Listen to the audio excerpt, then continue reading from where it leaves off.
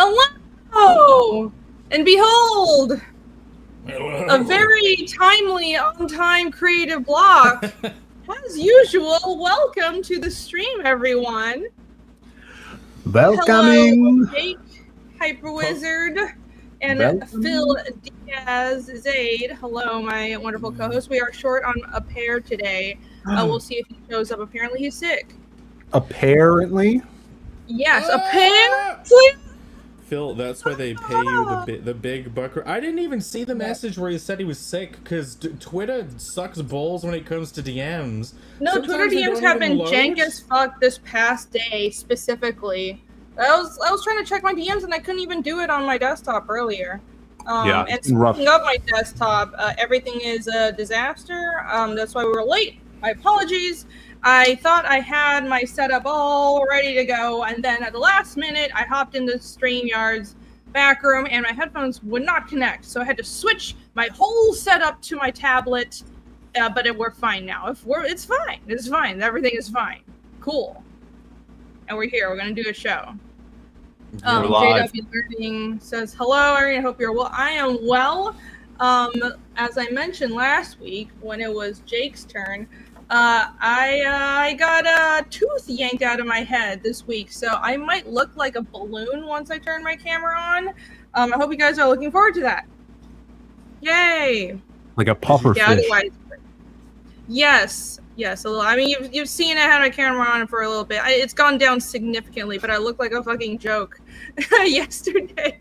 Well, it switched sides, right? Now you can definitely, now that the old one is apparently still fluffed up, and then you have the new one, you could definitely replace that Left 4 Dead actress. What? Which one? Left 4 Dead? Not Left 4 Dead. Last of Us. Last of Us. There you go. Left of Us. Okay, I'm gonna be nice and not insult her because she's still very young, and I don't want to do that. But yeah, she's gonna be a dad. Did you hear that? Oh god, I saw that meme. What the hell? I'm gonna be a dad. Oh, whatever. Get the face right. It's 2025.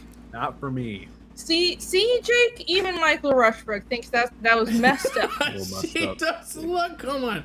If she decides to put a TC, camera on, thank you.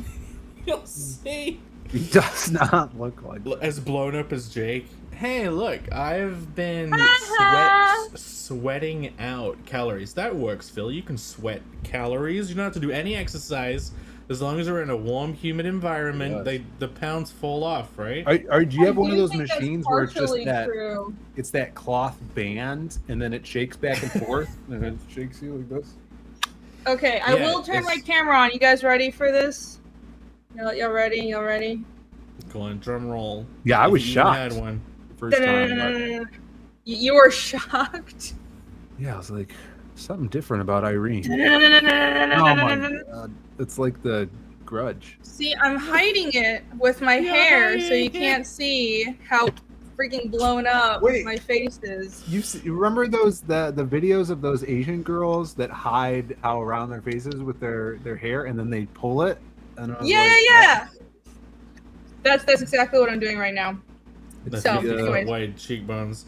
No, apparently that whole side bang long side thing is just a Japanese thing. Side bang long. It started out as a Japanese thing, yeah. Well, Japanese people apparently have really thick side hair, so it's kind of an ancient hairstyle from the Heian period, and people still kind of do a version of Heian. Heian. The Japanese are known as the Indians of the East. Why are they known as that? They're really long hair. Okay. They look like the most Western of all the Easterns. Yeah, that's what. Apparently, there's like they're like tucked away Aboriginal style group in Japan just look like white people. Oh. They cool. don't look. They look Caucasoid. It's the Ainu people. They're the original, the older. Yeah, that's the anthropological term. Sounds like a ripoff Power Rangers in the 90s. Okay. Caucasoid! That's what the word is. They're awesome. I know people. They're the original inhabitants of the Japanese islands before the Yayoi came in from Korea, and those are the more Chinese and Korean looking people. So there's kind of a mix in Japan. Ringu! I am Ringu. Sounds like a white version of a Zoid. You remember Zoids? Did you ever have a Zoid when you were a kid, Phil? Is it a treat? I don't know. It sounds like a treat that would kill you. Okay, Zoids. Yeah. I know Freakazoid. Remember Freakazoid? He's awesome. I never watched anything with Freakazoid in, even though you'd think, pretty applicable, maybe sense of humor matchup, but I didn't have any Freakazoid. I didn't have any The Tick. You would love Zoids. I'll pull one up. I'll pull up a Zoid. That's more of a big bad Beetleborgs kind of guy. If Caucasoid is allowed. Oh, apparently that second one is not allowed though. Apparently, in modern parlance. What? Caucasoid? Dele was saying if Caucasoid is allowed. But yeah, apparently that was also an old anthropological term, but I guess people think it's offensive now, so I will. People don't want to. You're not allowed to say Mongoloid anymore. I remember once in a Let's Play video, I sang a song. Cotton Eye Joe. I sang a song called Mongoloid Joe, and then later on, when I was editing the video, I was like, maybe I should edit this out. So I silenced the Mongoloid Joe. That sounds like a cool comic book. What's wrong with Mongoloids? He got extra. I don't know. People think it's offensive now because everything's offensive. Japanese already have white. No, they're not. They're Japanese. It's just they have an ancient population that looks kind of mixed European.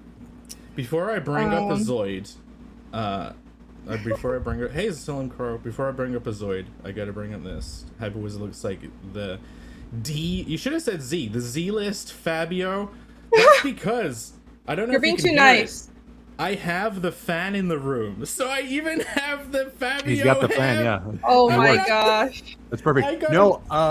People were speculating that when you guys went to Asia, you went to a very expensive Japanese hairdresser to get your hair to look so fabulous. Extra Japanese. They do love true? it. No, it's always been like this, Phil. Yeah, his hair's always been like that. There's no fan involved. I just had surgery to make this happen without a fan. It's the animated hair. Natural gases expunging from your body? Yeah, they come off the face. There's tiny gas canisters under the skin. It blows up. But yeah, this is the Japanese. You have the gas canisters installed. Mm-hmm. And some may say I already had too much gas. Phil, let me see. There's nothing untoward. This is a Zoid. What's a Zoid? No. What? Look, it's some Gundam thing. Yeah, it was they were cool ass robots. I think if I scroll, nothing untoward. I had one that was a giant T-Rex thing. It was badass. Yeah. No one remembers Zoids? I didn't watch it, but robots. Never into robots. Robots. Whack-ass likes them. Yeah, so the game that came out, Horizon Zero Dawn, I was so excited because basically I was like, oh, they're doing a Zoid style video game, and it came out. In my opinion, it was absolutely terrible. But wow, I was like, they could be so cool. When they were talking about that game originally, they were like, you hunt down these robots and you have to figure out how to take them out, and then you can mount them and plug into them and then ride them. I'm like, that's so cool. They're doing a full-on Zoids, and then it was just Ashley Burke never shutting up as the character. You know what? When you're playing a video game and you're looking around a room trying to solve the mystery of the world, the mystery of the room, right? Oh, there's a door. I'll have to look for a button. The simplest of game mechanics. Does Aloy just constantly talk and narrate everything, even if it's obvious? She never fucking shuts up. You'll turn around and you'll finally see the button on a wall somewhere. And it's like they programmed it where when the button for the door like came into the center of the crosshair of the screen, like she just triggers a sound that says a button. Maybe that can open the door. It's like, oh my god, that's no fucking shit. Annoying. No shit, game designers. Like, it was insufferable.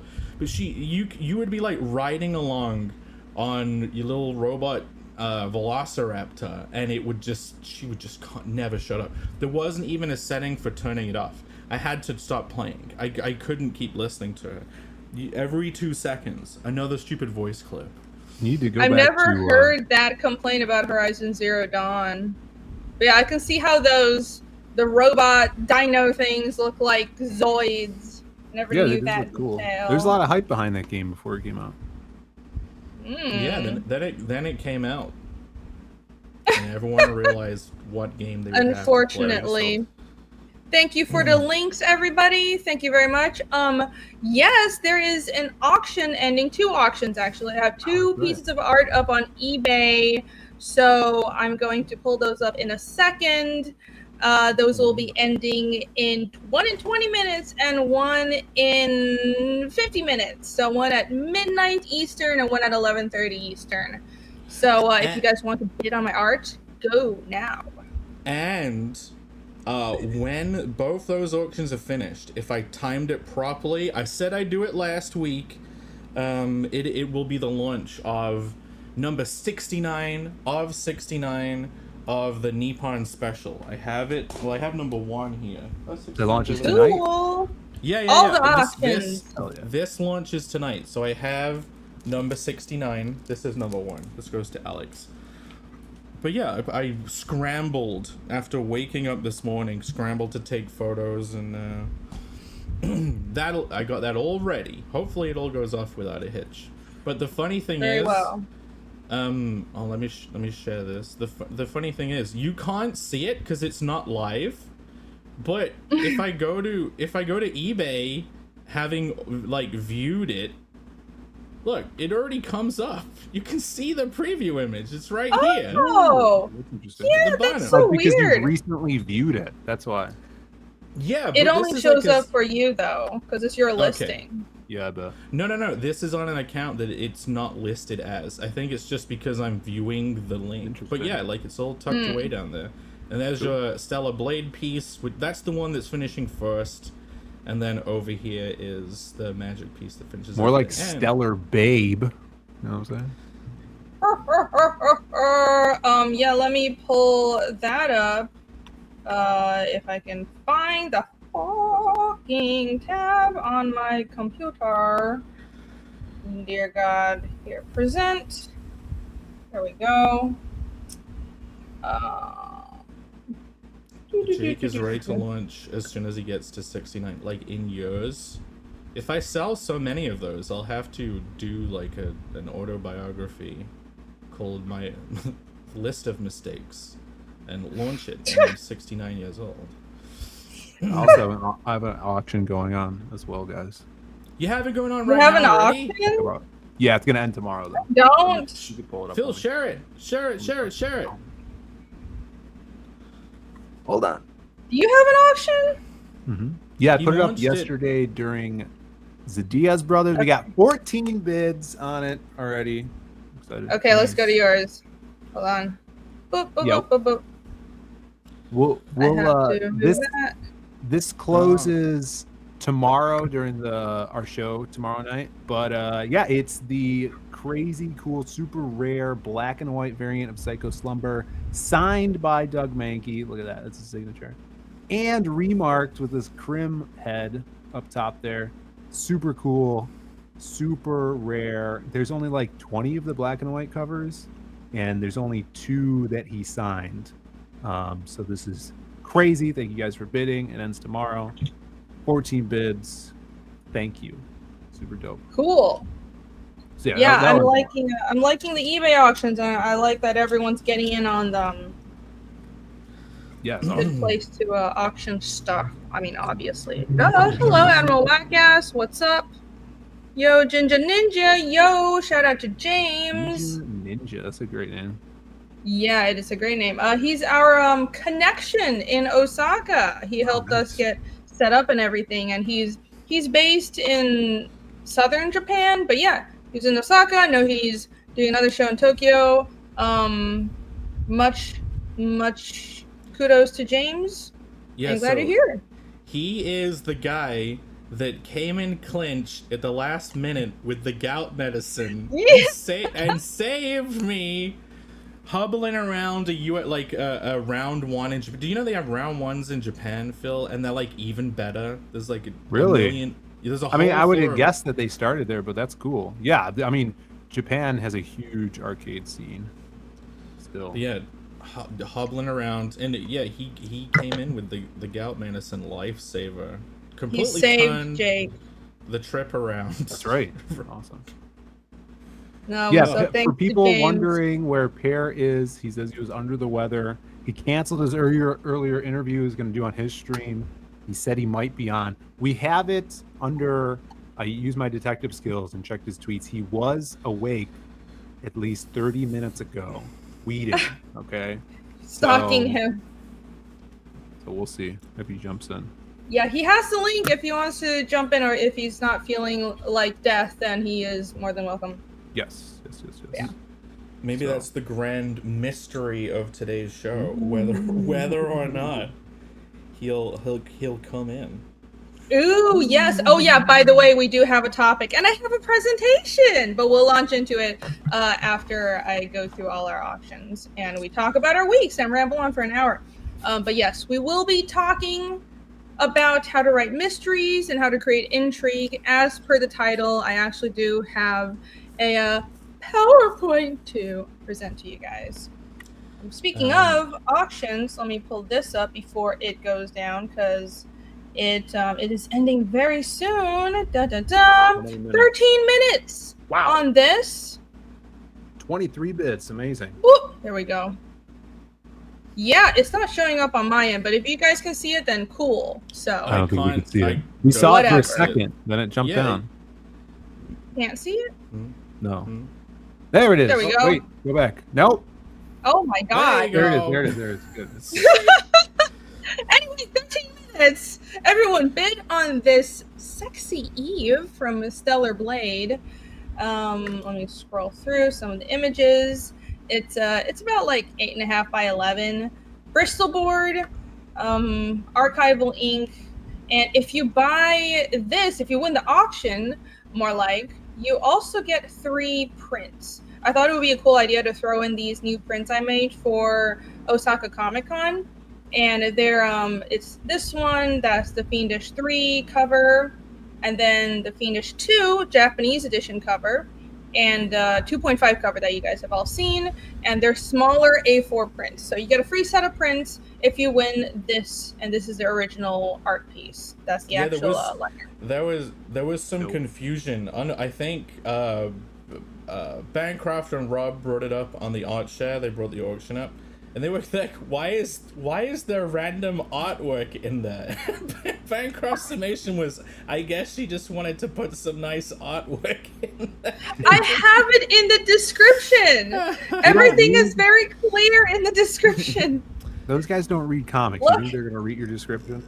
Yeah, they're not gonna scroll down and investigate it. Look. All this is very clearly written out. I guess people don't. It's like reading the fine print, right? Who cares? It's like when you say, "Why does no one know about my various fiendish bits of lore?" Do people not go to the website and read all of it on repeat to know these things? Like, no. Well, it's also I feel like I mentioned certain things not only on the website but over and over and over again on stream. But it's like, okay, you can't expect everybody to be a giant nerd and watch all my streams, so it's fine. Yeah. It's fine. That's why those pieces are there. You get a free set of prints along with the original art. Questions answered. By the way, Bancroft, today the topic is mystery. Ye are a mystery story. Pet is sick. He's like drowning in a river somewhere. So if you would like, you're more than welcome to come and talk about mysteries. Yeah, let us know. I'll send. Well, I'll just throw Bancroft a link, because I doubt Pear will probably be. I don't know. We shall see. But he is indeed in a river, so he was probably not going to shop. As soon as Pear shows up, we kick Bancroft instantly. Yeah. It's like 4 only. This is a structured show, damn it. The very minute. Yeah, we will be talking about mysteries, which is right down your alley, Michael. And let me switch to this tab real quick as well. This piece ends in 40 minutes. That's my Magic original art. Magic from X-Men. It's awesome. About like 8 by 11. It's a smaller piece, but I'm very grateful for everybody who bid. Thank you so much to everybody who has supported this piece. I'm very new to doing the eBay auctions, but I am super grateful that people have been supportive of it. My first piece was a punchline, like a punk rock punchline art that sold about a month ago. So I'm going to continue with the eBay auctions because I'm liking the format. And if you win this Magic piece, you also get a free set of prints, just like the other one, just like the Eve piece. So there you go. Yeah, all right, I want to shout those out. Is Magic a new character or an old character? No, she's old. She's from like the 80s. Maybe she was just redesigned. Oh, no, yeah, she was on the first New Mutants team, and even before that, she was just like a little girl in the X-Men series, because she's Colossus's little sister. So I think she first appeared as a little girl. Yeah, she's old.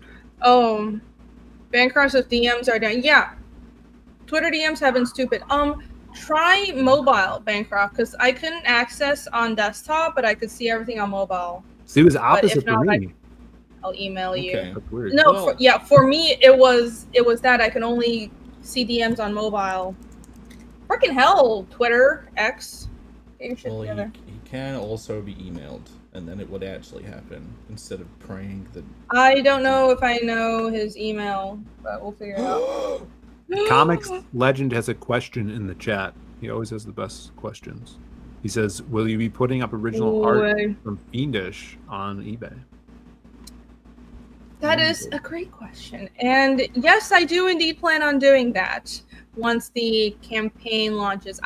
So I've been debating, I want to have original art on the campaign too, because I mean, it looks good for the campaign. It bumps up the campaign amount. But at the same time, I like how eBay auctions give more people a chance to get the art, and I like the system, so I think I'll do both. I'll have some stuff that's only on the campaign.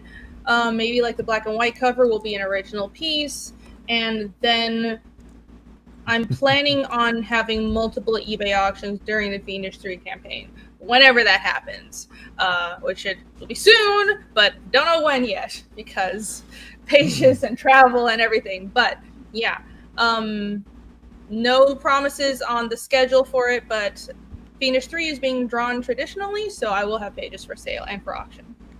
Do you have the original art pieces for all of the Japanese covers too, right? Yes, I do. So I'm thinking maybe I can auction those on. Oh no, I can sell those on the campaign, and then I'll auction original pages. I'm not sure which way to go yet. Don't hold me to that, but I want to try one of those systems. Like have a selection of Fiendish art on the campaign, and then another chunk that's being auctioned while the campaign is live. What do you guys think, chat? Well, any thought? How many pages have I finished? About 13 or 14. I need to finish 3 more before we can launch, and I need 3 more because I need them for the trailer. I need an action scene. But yeah, and I'm being very particular. I want to finish a certain amount before I launch because I want it to be good. I want the presentation to be nice. I don't want to half-ass it. Are you hastily scrambling to get everything ready for when you wanted to launch? I was, and then I spent like weeks preparing for Osaka Comic-Con and traveling, and now I'm finally set up again to work, but instead of getting back into pages, I've been distracted by thumbnailing Fiendish 4. What? So for like the past 2 days, I couldn't. I couldn't. I just is one of those situations where I had an idea and I couldn't get it out of my head, and I just need to get these layouts done because Fiendish 4 is directly after 3. There was supposed to be one book, and I realized there's too much material, so I'm splitting it. And there were setups in 4 that had to be done for me to finish 3, and it was so distracting. I decided to do I've done 20 pages, no, 30 pages of thumbnails for Fiendish 4. So I need to stop and get back to drawing pages for the current book. That's really cool though, because you have that. Work done on Fiendish though. When lightning strikes, you got to get that stuff out of your system. Yeah, and definitely get it down on paper. So that's awesome. I had ideas. I had to get them out. How long did it take you? Did it just take you a couple of days to do a whole 30 pages of those thumbnails? Then it took me not a couple of days. It was 3 days though. I was really into it. I can show you guys, not in detail of course because spoilers, but you guys want to see? Go for it. Why don't they call them toenails? And Joseph Pantalon says Rini has bubbly cheeks. Yes, I got. Whoops! Good job. How do I full screen me? There we go. I got a wisdom tooth taken out. Hey, so wait, no. I thought we'd secretly add him, and then when you full screen, you'd come. No. I was going to. Good job, Jake. But yeah, hello, welcome, Bancroft. Yes, my cheeks are comical looking right now. This is awkward. What? Michael's here. Yeah. I'm not really here. He's not here yet. No, he's not. No. We have no idea who's in the back room. So here you go. These are my totally not final inks, final pencils, thumbnails. I need to pull out a bit so nobody can see the content, but this is Fiendish 4. I got all this done. I've been thumbnailing in spreads.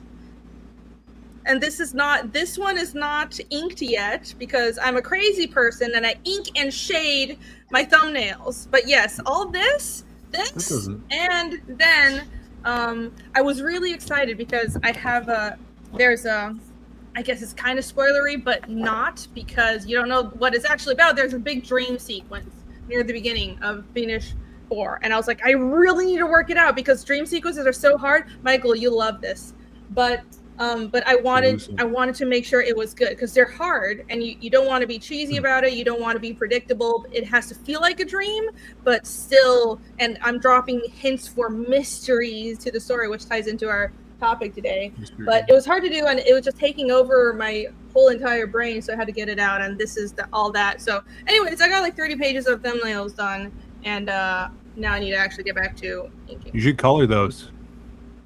Yeah, I should, and then the comic will be done, right? I don't know about you guys, but I just got some major thumbnailing ideas from the ether, and I know exactly what I'm going to do now. Oh, really? Oh, really? Yeah. And with a little help from some screen grabs I just took. Oh, no! Great. Yeah! I was zoomed in. You can't see. Suddenly, all the Lucent layouts become a lot more dynamic. I'm very. How did Iskall get in the Lucent? Oh boy! Dream. It's just a dream. I gotta say I'm very proud of these thumbnails. I still gotta revise, but Fiendish 4 is gonna be really good. To be honest, in the Lucent, it is one of those worlds where Ella could just have all the different books on her shelf, and then she could technically have read them and know these characters, and they could all pop up in a dream or two. It's already in. It's already in there.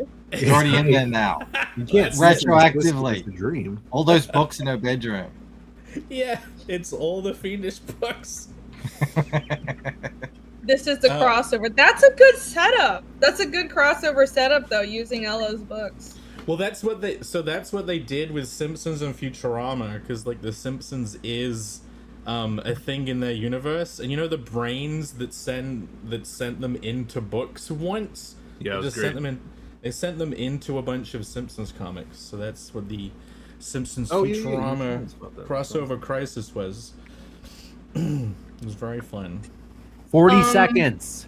Yes, 40 seconds before descent. I don't want to keep distracting us from our proper show, but this does end in 40 seconds, so if somebody wants to jump in... I like how you thought I would scroll down and read the description to know why the pieces of that. I told you. You are one of the most thorough and professional people that I know, so I thought, I don't expect most people to look at the description, but surely it's... Yeah, but you have to understand, I was catering for Rob. 5 seconds to go. Fair enough. Oh, yeah. 2 seconds. That's it. Done. Woo! There you go. Thank you to the mystery person who won this. Thank you very much. And I will be in contact with you about shipping and all that good stuff, but much appreciated. And the magic piece will be ending in 30 minutes, 29 minutes. I won't keep pulling it up, maybe at the end, because I want to talk about our weeks, but there you go. Mucho gracias. Oliver, hello, what's up? Yo, Ollie. Welcome to the show. All right. Should we do our weeks? We haven't really, we've been yapping forever, but we haven't really talked about our weeks. How was your week, Jake? Actually, I have photos pulled up to talk about the week. My week's also been I've been coloring. Something that I think Bancroft's always been struggling with coloring this week. Probably coloring his most difficult page. The page I colored up, it's been kind of difficult too, because I'll pull it up super quick. Actually, I wasn't planning on doing this, but is it this one, spread 2? Okay. Yeah, I've been getting ready for the Kickstarter launch, wanting to get some more pages completely finished. And so here is a completely okay for YouTube double page spread. Bam! Very nice. Wow. Nice. Yeah, this is where I kind of realized that doing this many overlapping panels, it's fine when you draw them, but then when you come to color them, oh my god, it's so difficult to balance everything and make the panels and separate them. To keep them separate, and then also keep a flow, and then not to let all of it mush together. But yeah, this, it looks a bit all at once when you're looking at it as a flat 2D image like this on a screen.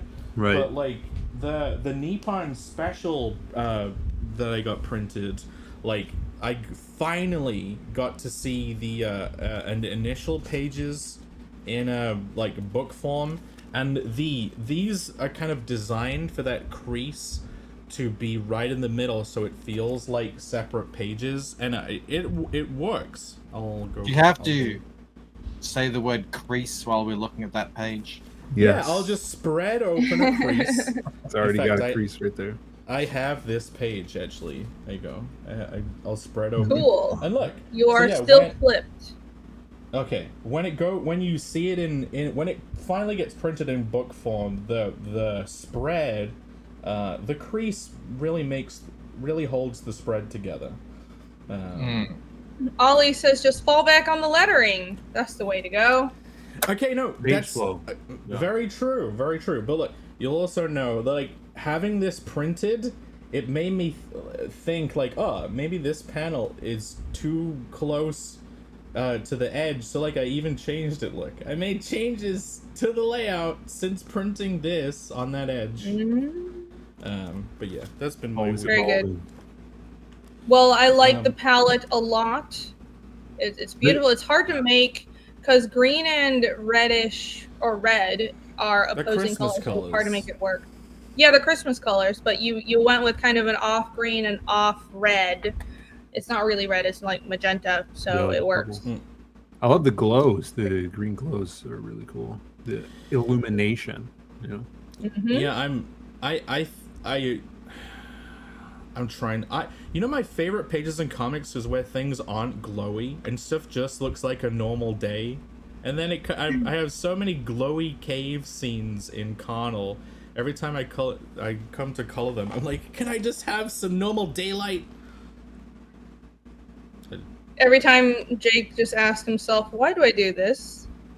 Yeah, every time. But yeah, I think in print, it's gonna look fantastic. But other than that, dope. You guys heard of a little thing called Pokemon before? Yeah. Well, this is an update. That's something the kids are into.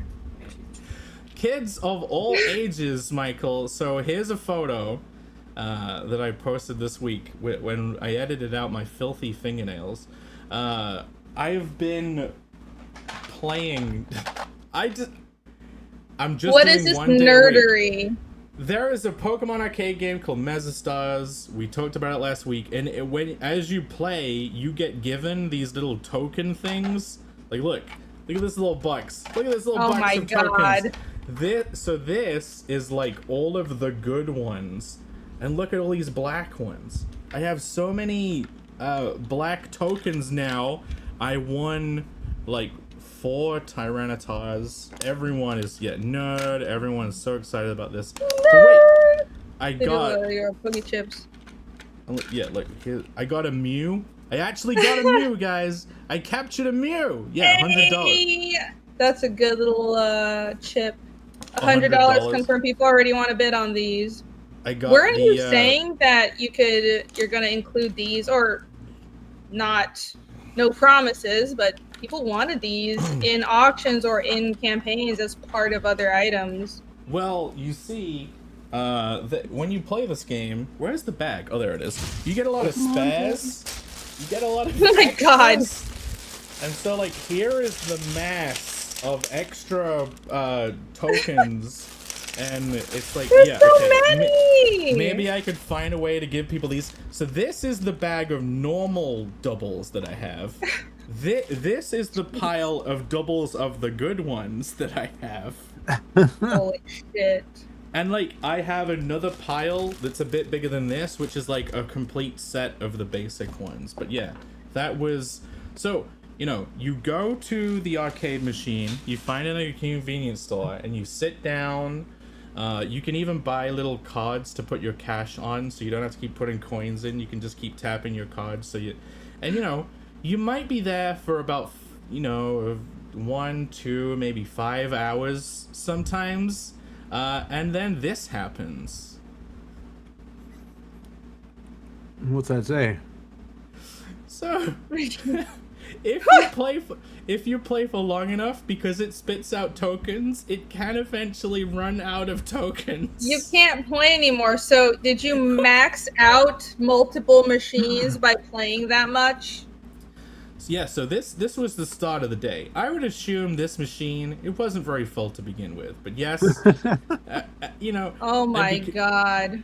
And there is a possibility, I'm not going to confirm this, there is a possibility that because no one else was playing this, that whoever was playing this might have played both at the same time. Oh, I really? I wonder, why would anyone do that? So then it was like, okay, there's another one up the road. I even have a map of where all of the locations are. What? So I might be getting like Uber rides to the locations to get them. Holy shit. But I went to a road that had 2 of them on the same road, so went up the street. Yeah. Same problem after a few hours of playing. This thing, Jesus. Does it fillet you while you play? What is going on with this thing? It filletes the serotonin levels of the mind, Phill. The dopamine. The whole cratering population in Asia is starting to make a lot of sense at the moment. Yeah. Yeah, I'm starting to understand now. They have these distractions. Who needs to build a family of real humans when you can build a family of black Pokemon dog tag tokens? You know, oh my god. It's not the eventual gratification. This just adjacent to instant so yeah, I rinsed 2 machines, And a couple of days before, there was another machine where like I played it enough, and it was like, you cannot play anymore. In fact, you see this one, this machine. It turns out they have a limit on how much you can spend using the little card thing you can put money on. I mean, that makes sense though. No. It's literally kind of gambling, isn't it? I mean, there are probably laws in place for that, and they're like, "What's this gaijin going around breaking all our machines?" But yeah, that was my week. Raiding Pokemon machines, stripping it of their tokens. But hey, look, I have like 5. Look at all the little kids who missed out playing this game because some British dude went out and cleaned out all the machines the whole weekend. Papa, no wonder they're so anti-immigrant, you know? They have good reason. Yeah, this fucking Fabio-ass motherfuckers coming and hunching like a big fat otaku, taking all their...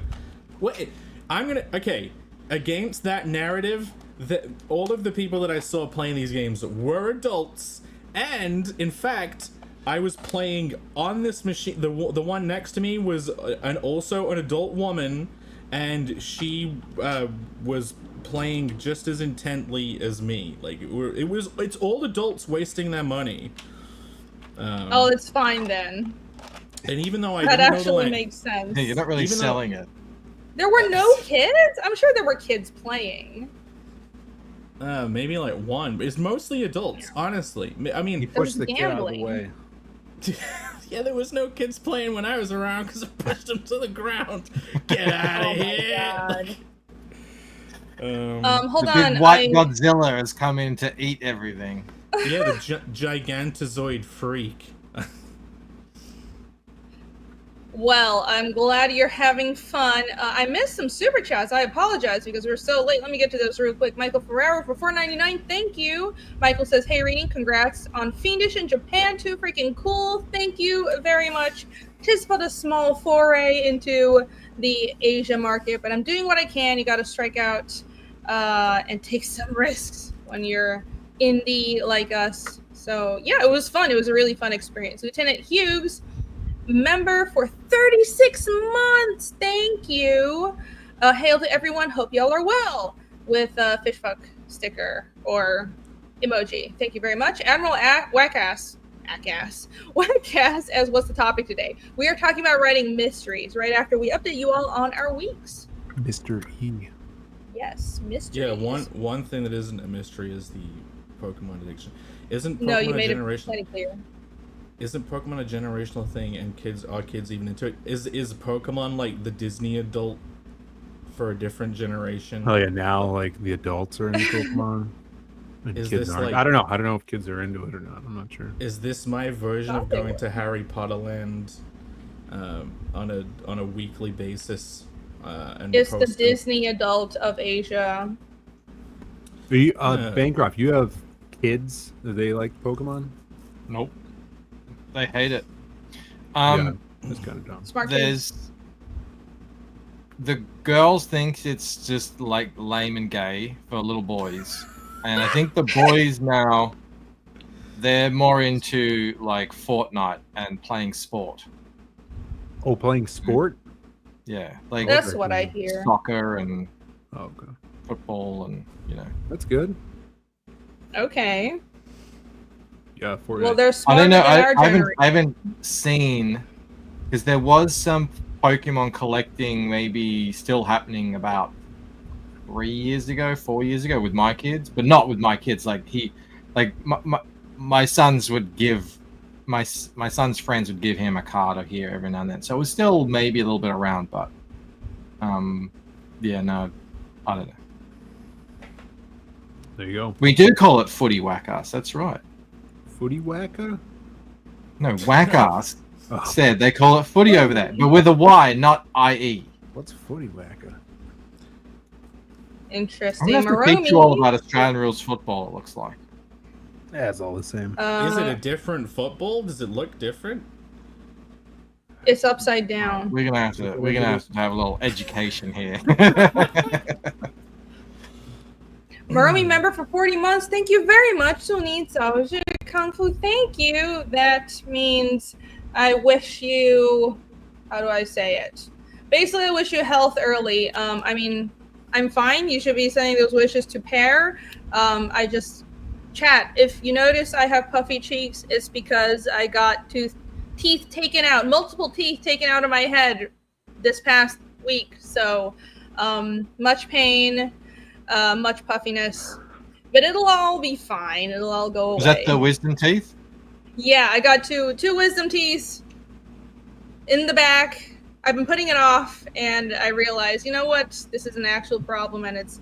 I had a chance to get them ripped out of my skull for much cheaper than in America, so I just went ahead and did it.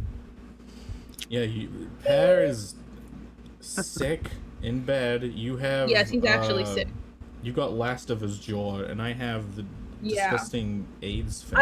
I have not, in fact, just. We both did the same thing. Don't show that on the stream. What happened to that? I heard you talking about it on your stream earlier, but I wasn't watching it, guys. I woke up one day coughing and spluttering like something disgusting had entered my throat. Not what you think. Was it a bot fly? Well, I also then looked at my finger and I had like tiny marks that were starting, and I'm like, did I just get bitten by a spider and then also ate the spider as revenge in my sleep? Like, oh, it was horrible. It was like a weird acidy taste in my mouth. But yeah, so the bite has been what I asked Grok, which people should all go to Grok for medical advice.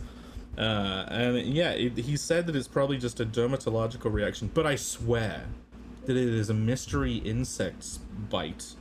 It looks like there's a mystery insect burrowing into your finger and laying eggs. Yeah, it looks so gross. Look, don't show that on stream. I won't. It didn't look this bad before. I have something I have something equally gross. Here's my tooth. Oh my god. That's it. I didn't get to keep my wisdom teeth. I didn't even get that option. No, I think it's huge. I think it doesn't even look like a proper tooth. Like, it doesn't have the stems because it's a wisdom tooth, so it's all warped and stuff. It's great. I think Jake's finger's grosser than that. I'm gonna frame it. If my thing, at least it's my left hand, so if it rots off this hand, I can still do all the important stuff with this one. Good. Yeah, people want you to auction the tooth, Irene. No, I'm not auctioning the tooth. I'm framing it. They want to be able to clone you. Can you do that from a tooth? Probably. Yeah. Or I could put it in one of those little domes. Those like Beauty and the Beast flower dome things. Oh yeah. And mount it as like a mantle decoration. What you should do is That's my sense of humor. You should pour Coca-Cola all over it. And then the next day we can all get shrunk down and live in a society of tiny Irenes who live on the tooth. She doesn't get that reference, Shane. I don't know. One of my favorite Simpsons episodes, by the way. Let's move on. Phill, how was your week? Good week. Good week. Well, let's see. This past weekend, since last week, I shipped out all the international Psycho Slumber books. So, if that one Australian book gets to Australia before Bancroft ever got his, I'm gonna blame him for not getting regular Australian shipping. So he doesn't even have this yet. But all those are out. So all you people overseas, I see Jab is in the chat. The book's on your way. Shirts are also out too. Fulfillment's done, so we're completely done with fulfillment on that. So that was a big next step and stuff. And then I got some awesome writing done for the Western this week. Brandon's doing Magic Hot pages, and I went to the comic shop yesterday. I was racing around everywhere, and I said I'm going to be a true friend to my buddy Pear Berg and go to the comic shop and support. Like all of his other friends that have Vatican City issue 2. Cool. Look at that. I have not picked up mine yet, but I will be. Some of us may be in regions where it is extremely hard to get their hands on Vatican City 2. I don't know if it really factors into how much of a friend someone is. That's what I heard.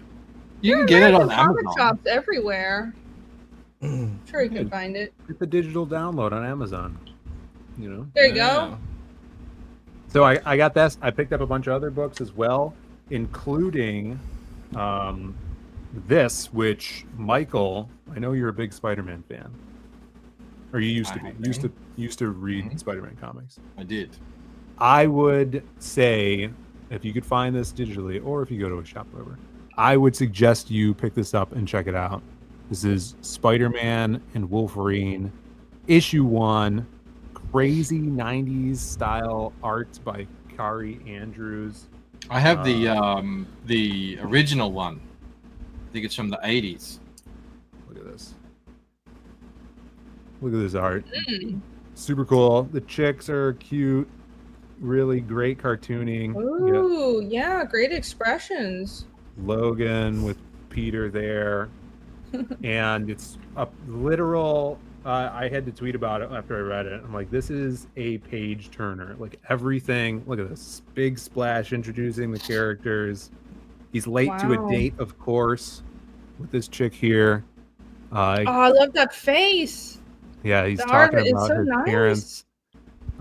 So good. Like I cannot recommend it enough. If you guys watched the old 90s X-Men or Spider-Man shows back in the day, or just love the characters, this is a great book, and it seems like the plot is really, really fun.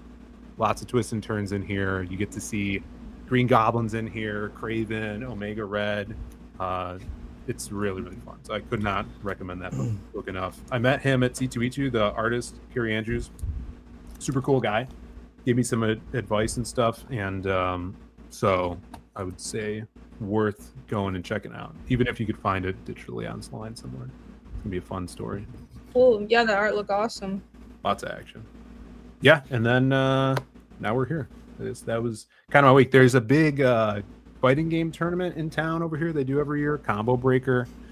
That we're bringing some arcade games to this weekend, and yeah, so that's gonna be fun. I'm sure that'll be streamed everywhere. But that's about it. I've not heard of that. So Phill, when is the guzzling goat getting their first Pokemon Master Stars machine? Probably never. And when am I getting a flight to Chicago on the special launch day? When can Jake move in above your arcade? You know, I bet they have those and live there. I mean, if they have it anywhere in the States, they would probably have them at round ones. We don't have any redemption games at our place. It's all like strictly arcade games. You know, there's no tickets or redeeming little trinkets, you know. But like, you could buy all of the tokens, and then I could pay whatever the cover charge is for your arcade, and then I could sit there all day and go walk away with a king's ransom of Pokemon tokens. Yeah, this is where all your carnal money is going, guys. No, it's going on foil enhancements to the covers. That's where it's going, guys. It's not going on. I haven't spent all my money yet. Man, I looked into that this week. I emailed the printer. I was like, can I have different placements for the foil on different covers? And would that make it cost a lot more? And they're like, we can do it. No mention of costs. I was like, uh-oh.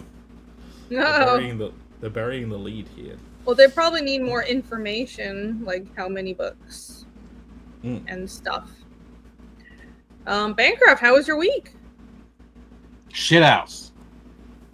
Shithouse? That means no. I had one of those frustrating weeks where I just jumped around a lot of different stuff that I'm working on, so nothing got finished. I did a lot of stuff, but I didn't have anything at the end of the week to show for it. And it's like, you know, you need to set yourself little mini goals, and I didn't really hit any of them. So, I mean, other than that, it's freezing cold. It's the coldest. Oh, it's winter there. Winter. It's not even winter yet, and it's already colder than the last 10 winters. So, that's so weird. I always forget about that. And this is my, this is probably the first time since I've, gotten old that it's like cold again. When I was a kid, I was like, I love the winter, because you're young and tough. But it's been so temperate the last decade now. I've forgotten how. I don't like the cold that much. So yeah, I'm just grumpy, and yeah. Well, thanks for joining us nonetheless.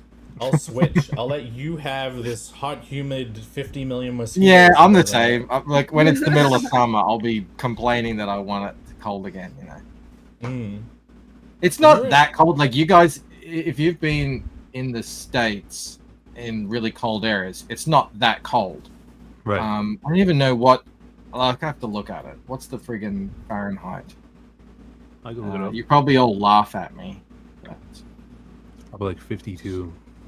56. 35. Oh. I mean, 35 is cold. That is cold, though. Yeah. That's just in the morning, but still, it's like... It's almost freezing. I don't want to get out of bed. Yeah, that is still pretty bad. Sounds perfect. Sounds great. Sounds absolutely Well, wonderful. you won't have snow, will you? No. There has been some snow in very rare occasions, but not really here. It doesn't stay cold enough, long enough. There's snow in the mountains, but not where you guys could go skiing. The weather changes, so you don't suffer. Do they have 35 C? No, I'm sure that's Fahrenheit. Yeah, we have ski resorts and everything. Cool. I think they're open for 2 or 3 months a year or something. There you go. Well, thank you for being here, even though you had a terrible week. Hopefully, this stream makes it better for you. Already has. Aww. I got to learn about Jake's awful Japanese gambling habit, and he may be losing a hand to... I think that's probably like Pokemon-induced infection from touching all those Oh my god. Okay, that was genuinely I wouldn't be surprised. My first, I did think maybe. Now it's progressed to this. I'm like, did I just press too many Pokemon buttons and now I have like, some kind of... What great sin are you repaying through karmic interference? Playing cards at the casino. You're very careful not to touch anything while you're there.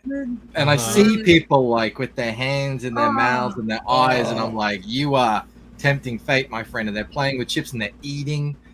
And I'm like, you are in for a world of pain. The first thing I do when I leave the table is I'm friggin' like a surgeon, scrubbing all of that. That's how I am with cash. Anytime I touch cash, because everyone uses cash in Asia, and it's so irritating because to me it's just like, how many people have touched this after they just smear their hands all over the ground and their butts, and I keep wet wipes with me. Yeah, there is a unsanitary bunch of pansies. Grok said it isn't herpes, so everything's fine. I'm sure it'll pass eventually. I think you're in a state of heavy denialism, but... Yeah, well, I would say herpes is your best option, so... An atrophied finger? Okay, maybe I should hunt down some kind of... They have different kind of medicine over here, right? They have, like, herbs and stuff, not real stuff? Yeah. Jake denied that he had teeth problems until his teeth just fell out, so maybe his finger will fall off as well. They'll just pour boiling hot water on it to try to get whatever's out. It's on the left hand. It's fine. I don't have to draw with the left hand. Okay. Oh, you know that cocaine residue thing? Yeah, apparently there's so much cocaine that gets shoved down toilets in the UK that, like, it's just in the water supply, too. Oh my god! No. What is wrong with you people? In the UK? Yeah. So... when I filter the water, I have like a one that boils the water and recondensing it. There's like this white residue inside the thing, and I'm like, that is basically a mixture of limestone and cocaine. That's gross. You started selling it on the side?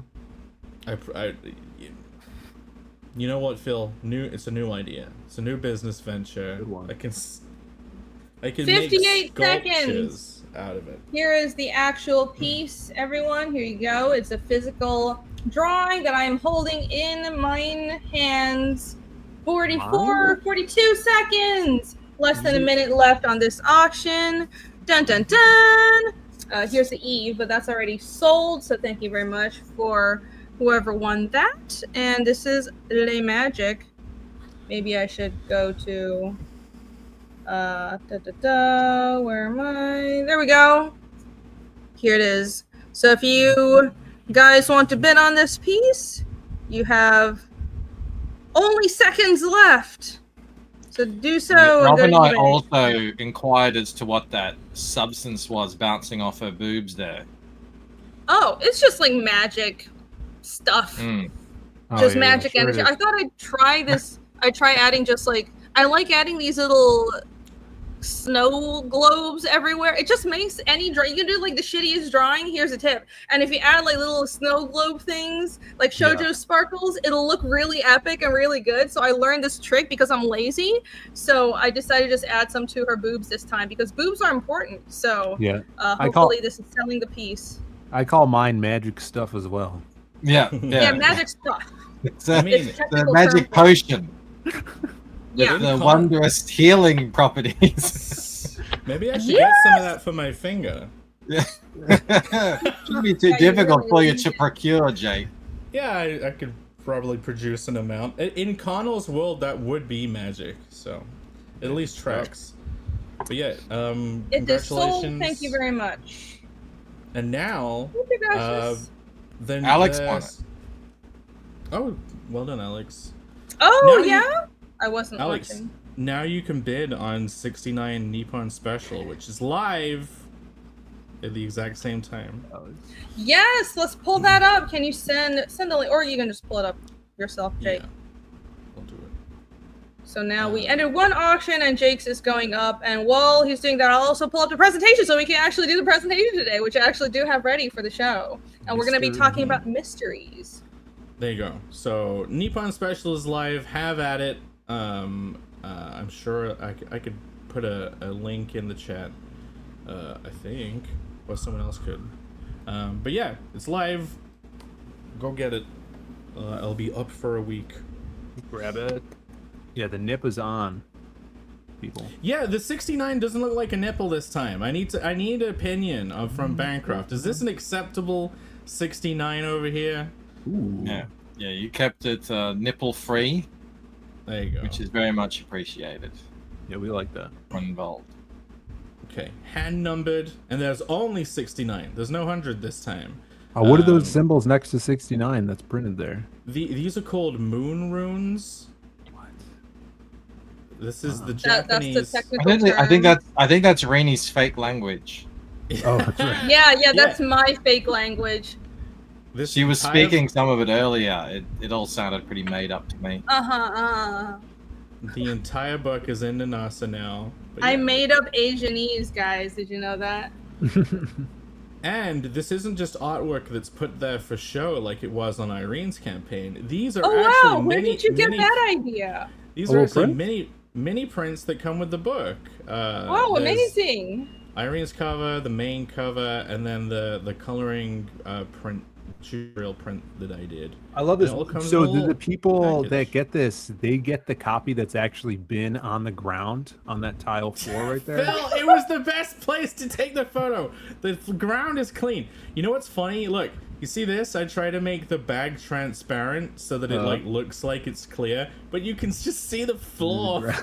Anyone who wins that wants to pull out a black light and check for any magic substance. Collected accidentally. I packaged this on stream whilst wearing white double Michael Jackson gloves. It's all completely hygienic. And look, the back of the prints even have the commemorative Osaka design on it. I mean, they're right on the floor. That's like that's like static attracted pubes on the back of that thing. There's no pubes involved. And if you find one, it's like the toy in the cereal. But why don't you just go out to to the yard and roll it around in dirt. What you saying? Let's go back to this where there's minimal floor visible. Or this one where you can see that it's hand. This is the important thing, not the ground or the dirt. The hand number 69 that looks way better this time. Yes. So yeah. Beautiful. Cool. Next slide next now. eBay auction I'm doing, I'm photographing all my art on the toilet. Okay. Well. Are you gonna rub cash all over it? Would that make up for it? I'll make sure to get. I'll give a snippet of finger. In a small glass vial. Give everybody the plague.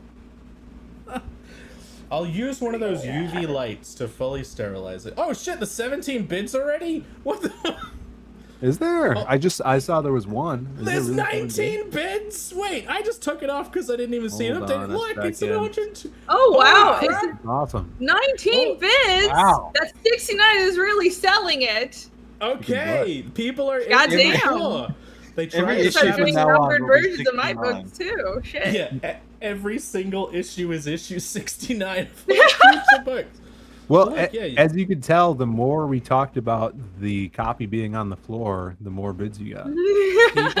People are into the Static Pube cereal toy that comes with it.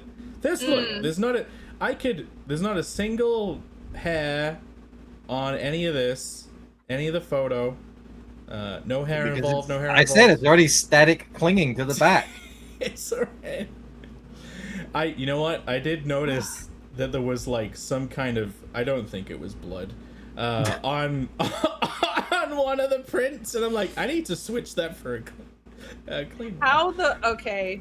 I'm not gonna ask any more questions about how Jake gets blood or weird warts or any sorts of things like that. Don't forget Radio, no, you did not miss it. We're just gonna get into it right now. Yes. Yes. That's Mr. it. E. Yes, go bid on that over on the eBays. Holy crap! You guys rock. Thank you. I'm very glad I picked this up. You can fund something to do with Connell. I don't know. Maybe you can fund the production of more magic potion for the proceeds.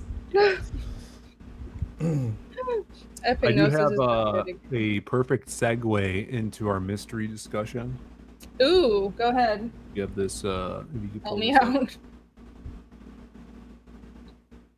What do we got? I thought you had a professional presentation, right? Oh. This is. He made another presentation that'll completely. No, it's just Mr. Stream. This is Mr. E for all you comic fans out there. That is a terrible pun. He's a DC Comics character. He's blind. That's a terrible pun. Mr. E. It's a terrible name. I don't like it at all. Blind. Yeah, he should have been called that. Well, very cool. I like the floating eyeballs, though. Yeah, he's blind. Well, thank you for that. Wait. Oh yeah, because the topic's mysteries. Now I get it. Yes, writing mysteries. Dun dun dun! I do actually have a presentation, so here we go. And hopefully this will be right down your alley, Bancroft, and you can point out many things that I didn't think about and add to the presentation mucho, because I barely know what I'm doing, but we're just gonna launch into it. As some of you know, I am attempting to write a mystery story as well. I like a lot of murder mystery type stories. I grew up with Case Closed, also known as Detective Conan. It's a manga, so I've always wanted to write a mystery story, but it's actually really hard because a big part about writing mysteries. There you go. You got all. That's a Japanese edition of Detective Conan. It's like murder mysteries for kids. It's so great. And you know what's really cool about going to Universal in Japan? They have a Case Closed show. It's like a stage show thing. It was really awesome. But anyway, so if you guys go to Universal in Japan, go see that. But yeah, it's like kid-friendly murder mysteries, which I don't think that you ever see that in America, because people are like, oh, kids can't see anything stressful, but it's a lot of fun and it gets you thinking. And problem solving is why I liked it. how often is it a murder mystery in Case Closed? Because pretty often.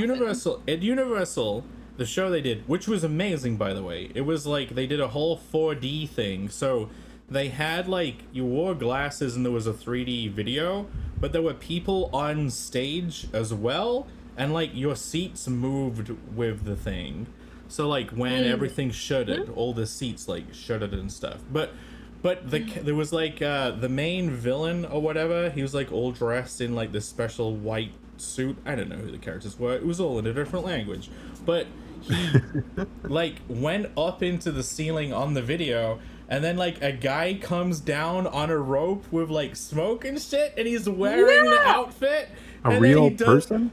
Yeah, a real person. They went from the anime with 3D glasses to real actors dressed as the characters running around the audience area. It was actually really cool, and it was well done for a pretty traditional theater setup. But cool. You know the reason because like that was just a treasure got stolen, and they were trying to figure out the mystery of who stole it. Right? Is it always a murder mystery in Case Closed, or it's not always? No. Okay. No, there's a lot of. They have like recurring antagonists. So the guy in the white suit, he's a recurring antagonist, and there's several of them. And he's more of like a heist criminal mastermind heist guy, but then you would have a lot of murder mysteries sprinkled throughout as well. You'd have arcs to the story and then little mysteries within it. It was really interesting. And I mean, I think I don't realize how much I learned about writing and story structure and mystery from just this kid's mystery book.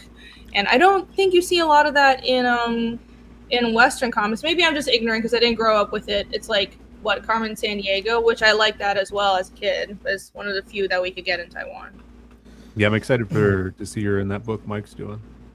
Carmen Sandiego is in red. Very different. Yeah, I was thinking of what mystery comics there are, and there are a lot of manga. Naoki Urasawa's work is very mystery focused, so I have some examples. I have a slide of Monster by Naoki Urasawa, and 20th Century Boys is also a mystery. He does a lot of 20th century, I guess he's into 20th century history, and he does a lot of stories based on these mysteries that tie into history and stuff. And for example, in Monster, it's like the Cold War and all that stuff, but Watchmen is technically a mystery story. It starts out as a murder mystery. I was going to bring that up, yeah. Yeah, but what other examples can you guys think of? Because I was having trouble thinking of things that aren't novels. It's literally Scooby-Doo. Like that's okay. That was, yeah, true. Where are you, B? Is there an Inspector Gadget comic book? Yo, Pluto. Jose Garcia's got it. Pluto, yeah. Huge. I hear the manga is amazing. I've seen a few episodes. That's also drawn by Urasawa. And it's pretty cool. Pluto. What about that one about what's that? The Alan Moore book about Jack the Ripper? Haven't read that one. That would count though. Jack the Ripper is by definition a murder mystery. For me, all murder mystery, like mystery stuff, it just relates to like the classic British murder mystery, because there's so many detective murder mystery things. And then it made me think, what proportion of all mystery stories are just from hell? It's an organized horror. You know what I mean? Like, oh, there's a killer, there's a monster on the loose, and he's killed. And if we don't figure it out, he's gonna kill again. It's like a procedural version of the horror genre. That's more detective. I guess Batman is kind of mystery, but it's more procedural. But yeah, it depends. I mean, there's all kinds of different types of Batman stories. But yeah, From Hell is that Alan Moore story about Jack the Ripper. It was also turned into a Johnny Depp movie. But is there a story in Western comics where the main driving engine of the whole thing is there's a mystery underlying everything that the protagonist is trying to uncover. I can't think of one, not in comics. It's not a very popular thing. Not a very popular thing to do. Yeah, it's usually a one and done sort of thing. Like there's a lot of mystery movies. If there's a mystery in a TV show, it's either the mystery is solved by the end of the episode or the end of the season. Yeah. Oh, yeah. I mean, I was being sarcastic because literally 2 of the people on this panel have mystery stories. Isn't the Lucent essentially a mystery? And Fiendish is definitely the mystery of like how Casimir's hometown got destroyed. Yeah, but I'm talking about like pre-existing and like mainstream and. Okay. I can't think of many or any. So I was thinking Black Sad is detective noir, but it is still episodic. There's one mystery per book. Yeah, and there's been plenty of things like that where you're gonna solve the case of the Maltese Falcon or whatever in that arc. Like there was a cool mystery. There were cool mystery little runs in Spider-Man stories as well, where he would have to figure out something. It goes for 3 issues or 6 issues or something, but it wasn't an ongoing thing. Oh yeah, you're saying it's a very, very long one mystery, but it's a long series. Is that what you're? It's just sort of underpins the whole, underpins the story that his purpose for being, just in the same way that Batman is he exists to clean up Gotham or whatever. You have a character where the purpose of them existing is to figure out some mystery, and they always Inspector Gadget every week he almost gets Claw, but he never really does, and then he goes away. That's a bad example, but you know what I mean. Also, it's as if Batman's whole thing was to figure out who killed his parents, rather than just clean up Gotham. Yeah. Slimco says X-Files. X-Files is pretty close, but again, that's not a comic book. That's a TV show. Yeah, I mean, I think the most notable ones are self-contained one-shots, just in comics. Like JP brings up Ed Brubaker. His work is a lot of his stuff is mystery work. You got Batman stuff like Gotham by Gaslight is mystery. Long Halloween is probably one of the most notable ones that is mystery work. The Holiday Killer and the Long Halloween. It's what it probably is because not most, but a lot of comics are written to be kind of ongoing. Yeah. For as long as they can. And once a mystery is solved, that's the end of the story.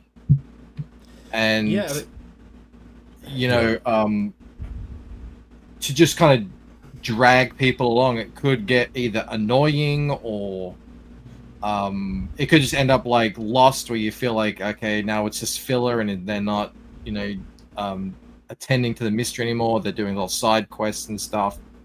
That's probably why if you were to write like I am, like Rini is, you have it with an ending in mind. So it's not just a forever ongoing thing. There is a beginning, middle, and end to the series. I do think people underestimate how much one can drag on, make a story that you still see the end in sight, but you can add a lot of essentially side stories and side quests and spread out a lot of small mysteries within an overarching story that is also a mystery. Because Case Closed is structured like that. 20th Century Boys is structured like that. And I guess those mangas aren't meant to run forever, but they're very long. I think Case Closed is still coming out, and I grew up with it. I mean, even if you take the Batman example of who killed the parents, you can. It seems like you can very easily have an overarching solve the identity of the nemesis. Like, is that an overarching theme in something like Sherlock Holmes, where he's trying to figure out who Moriarty is the whole time, or not? Kind of, not really. It's with Moriarty. It's more just he recognizes that he's trying to dismantle his organization, and Moriarty's trying to prevent that, essentially. But I think he figures out, pretty quickly who Moriarty is. He's a professor, so it's not really it's more of a game of cat and mouse than a mystery. The mysteries themselves were the events that were happening, what Moriarty was doing, what he was involved in. So yeah, Pluto is a long-running series that is about one basic mystery. All of these robots are being murdered, and it's a bunch of them, so your main detective is trying to figure that out. Goldworm says Sin City, definitely the first one, with Marv, The Hard Goodbye. He wakes up with a dead woman in his bed, and that's how it starts, So, but his tactics are much different than a detective or a Sherlock Holmes. It's your mafia brute that is busting down walls to find out who killed this woman, which is a really cool, different aspect to the mystery. I have the one that was out, by the way, is 107. There you go. 107. It's still ongoing, and that's 107 Tankobon. I read this in elementary school, so you can drag something out and still make it entertaining if it's a mystery. Yeah. Well, is there a grand mystery to all of Case Closed? So the main character is not actually a 6-year-old, 10-year-old boy. I forgot how old he is. He's a high schooler, but he got transformed into being a little kid. So the sort of long-term thing is him being returned back to his normal form and his regular life. And then there's all these ups and downs that happen in between, and then all these other mysteries and villains. And he's kind of he's living with a detective, the guy with a little mustache, and who's kind of an idiot, but because the little kid uses all these technological gadgets and speaks through the detective, everybody thinks this detective, this actual grown man, is a genius, but it's not. It's this little kid who's actually a genius high schooler pulling strings, and then he's trying to figure out how to return to his original form and all this stuff. And so the long-term thing is he has this goal of returning back to his normal life, and then it's sprinkled in with other stuff, which is kind of how you write a long-form mystery, right? There's one big question and then a bunch of small questions and side quests in between. So, Bancroft, were you trying to ask, is there anything that has the endless question, where it could go on forever in the West, or just a really long, drawn-out one? Yeah, I mean, well, it just really is. Is there a American comic where the mystery is that's sort of the main driving question that's underlying the whole thing, whether or not they get sidetracked and go on little quests and stuff like that? And I think, the answer is not as much because of the way American comics are made, as opposed to, we're seeing a lot of other examples from independent and Europe and manga, especially because of that fact that a lot of them have that ending, because you really do need it. You get to a point where if you stretch it out too long, it's people stop caring. Yeah. So then the story's dead, because the mystery is the whole driving force underneath the whole thing. Then it's dead at that point. You guys remember Chew? I believe it was it. Yeah, I really like Chew. So Chew is John Layman wrote it. This is creator-owned book, I think, at Image, and it's about a detective. And by Rob Guillory did the art. I did fan art for it. It's one of the few American series where I'm like, this is awesome because it was a mystery. Yeah, and that's where when he eats food, he gets clues, whatever he consumes. So that's one. And then I also thought of one of your favorites, Irene. Would you consider Lock and Key a mystery story? Yes, Lock and Key is really good too. Which is on, that was a long-running series that probably... It's relatively long-running. It's 6 trades, which is not that long, but it was definitely written with an end in mind, but it's still a substantial length. It's the mystery of who will become a lesbian. Well, that's from the show, I think. Totally. Well, is that what the show did? Yeah. The mystery was who from season 1 becomes a lesbian. That was not a central question in the comics. The answer is all of them. Everyone. Oh my God. Everyone. That's funny. I just looked up best comic mysteries. They got Long Halloween on here. Black Sad, not American. Watchmen, 100 Bullets, which is Brian Azzarello, Vertigo, long-running series. From Hell, Identity Crisis, which is a mystery dealing with Justice League and the murder of Elongated Man's wife, which is pretty highly acclaimed. Cool. So it's like a mystery needs to be solved. The solution needs to be baked in, and that comes with a story that has an ending, long or short form. So if you're setting up the West has more episodic style, jump in whenever you want content, so I guess that's doesn't seem to be as prevalent. But like in the East, like it's incredibly common. Like one of my favorite stories is Dr. Stone, and that is a huge mystery of how everyone got turned to stone. And like there's an ending in sight, but it is constantly ramping up. The question gets bigger as you get towards the end.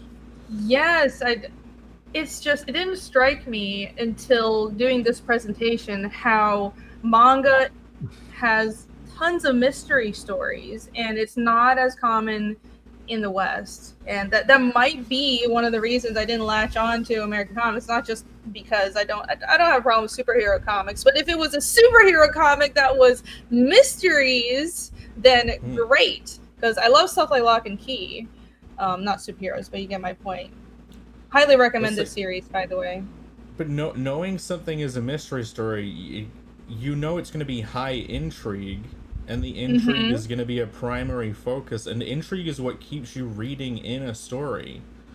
Like it's what makes stories like kind of addictive to see them to the end. Is the grand mystery, the grand intrigue. Yes, and speaking of les intrigue, we can jump into okay, so we're gonna get into the intrigue, and I kind of broke down the presentation into setting up the mystery, the meat of it, the journey, the midsection, and then the resolution. And I'm sure you guys will all have tons of points about how to increase the intrigue as well. But so this first slide is why are mystery stories a compelling format, and why I personally like them so much. The temptation of the unknown is the ultimate plot hook, especially if it matters to characters we care about. And I think that lure of it's like everything isn't spelled out for the audience. There are a lot of questions that are left unanswered, and that to me is a really great hook. Also, keeping the audience curious and guessing creates investment. Same point. And strike. I think a good way to approach all this is to strike a middle ground. Good mysteries give you enough to care while leaving out enough to keep you theorizing and reading. And I think theorizing is a very important part of a good goal to have. One of the things I like a lot about I like A Song of Ice and Fire as well. And so a lot of people compare Song of Ice and Fire to Lord of the Rings. That's the Game of Thrones books, Song of Ice and Fire. And but one of the key differences is there's so much theorizing for Ice and Fire. And it's because there is a lot of mystery. It's kind of fantasy mystery, which was something that influenced Fiendish as well. This idea that you can write a mystery story merged with the fantasy genre. And I know that Ice and Fire is sort of sold as it's this power struggle for a throne, and I think that's the approach that the TV show went with more, because it's more for that television audience that's more of a surface sell, and it is about that. But if you read the books, there's so many clues and threads and misdirects and red herrings, and I don't like red herrings, but George R. Martin does them well. And the fandom is entirely theory based, and there's still, like, it's been 15 years since the last book came out. Like, a child born when the last book came out can drive now, but people are still theorizing about the clues that have been left, and they think they figured out the ending, but everybody wants to see what the ending will be and if they're right about their theories. And I think that's the ultimate goal if you're creating a mystery story, a story based on intrigue, if the audience cares enough to keep guessing. Well, and that's why it's compelling. That word investment like sticks out a lot, because thinking about it, like, okay, so throughout a mystery you're giving people clues, they start trying to assemble their own theory about what the truth is. That's something they've created, and they've also that investment is like their mental energy. Like, they have ownership over their own theory. I think it's why so many video game mystery is big in video games. The grand story of the world, like all the Dark Souls games, like what's the truth of the world, or like even Five Nights at Freddy's. How are these things? How is this even happening? Who's haunting these robots? And there's like little snippets of lore, and it's creating something where the audience has pieces to put together, but they own their own puzzle. It's not about like, oh, are they solving my puzzle? It's inspiring, giving people the pieces to create their own puzzle. That's the investment. That's what they'll stick around to see how much they got right or wrong by the end. We lost Rainy. Oh no. We did. Yeah, she's back. Am I frozen? Oh, sorry. You're good. Thinking about this, like, if you think about it, the mystery is sort of like very primordial to storytelling. Like, probably the first stories ever told were people trying to do exactly what you just described, Jake, is come up with explanations as to why the world is the way it is. And they would talk about, you know, like, here in Australia, the Aboriginals would see a river and say a giant snake, like, went through the land and stuff like that. You know, like,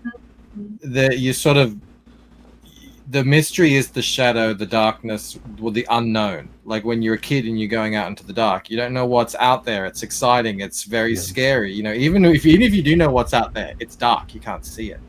So, like, you kind of create things in your head of what could be out there. I think it taps into something very fundamental in our psyche, which is why I think it's so popular. Storytelling in general is like the human mind trying to figure out, say in a religious context, it's like the grand story of creation, but in a lesser context, it's like trying to decode human psychology through story, right? Interesting. And I think too, mystery, like Michael said, how it's primordial to us in storytelling. It's in almost every form of story, some sort of unknown that we as the reader want to figure out. That is that is our investment of, I gotta turn the page because I want to know what's going to happen, who did this, who's responsible for this thing, even if it's not a mystery story. You know, that is a lead that's gonna, like you use here, a hook that hooks you into the plot. Yeah, true, I think that's why there's so many like ongoing series that they have an arc or an episode that is a mystery, you know, because it is so vital to us. A lot of stories have shorter mysteries that are answered. Well, that's it. Man, how many times are we going to say the word mystery today? The whole idea that we mentioned on the show before about story structure being asking a question, answering it, and then posing another one, and a series of answered and asked questions builds a story, and then you have an overall the overall arc is one big question, and then you have many smaller questions and answers in between. That also directly ties into intrigue and mystery stories, and it's a very, like Bancroft said, a primordial and direct path from asking a question and searching for the answer to, well, the whole story is built on the unknown and discovering the unknown, therefore it's a mystery. I think it's a very compelling way to write, and I don't know why there aren't more mystery comics, honestly.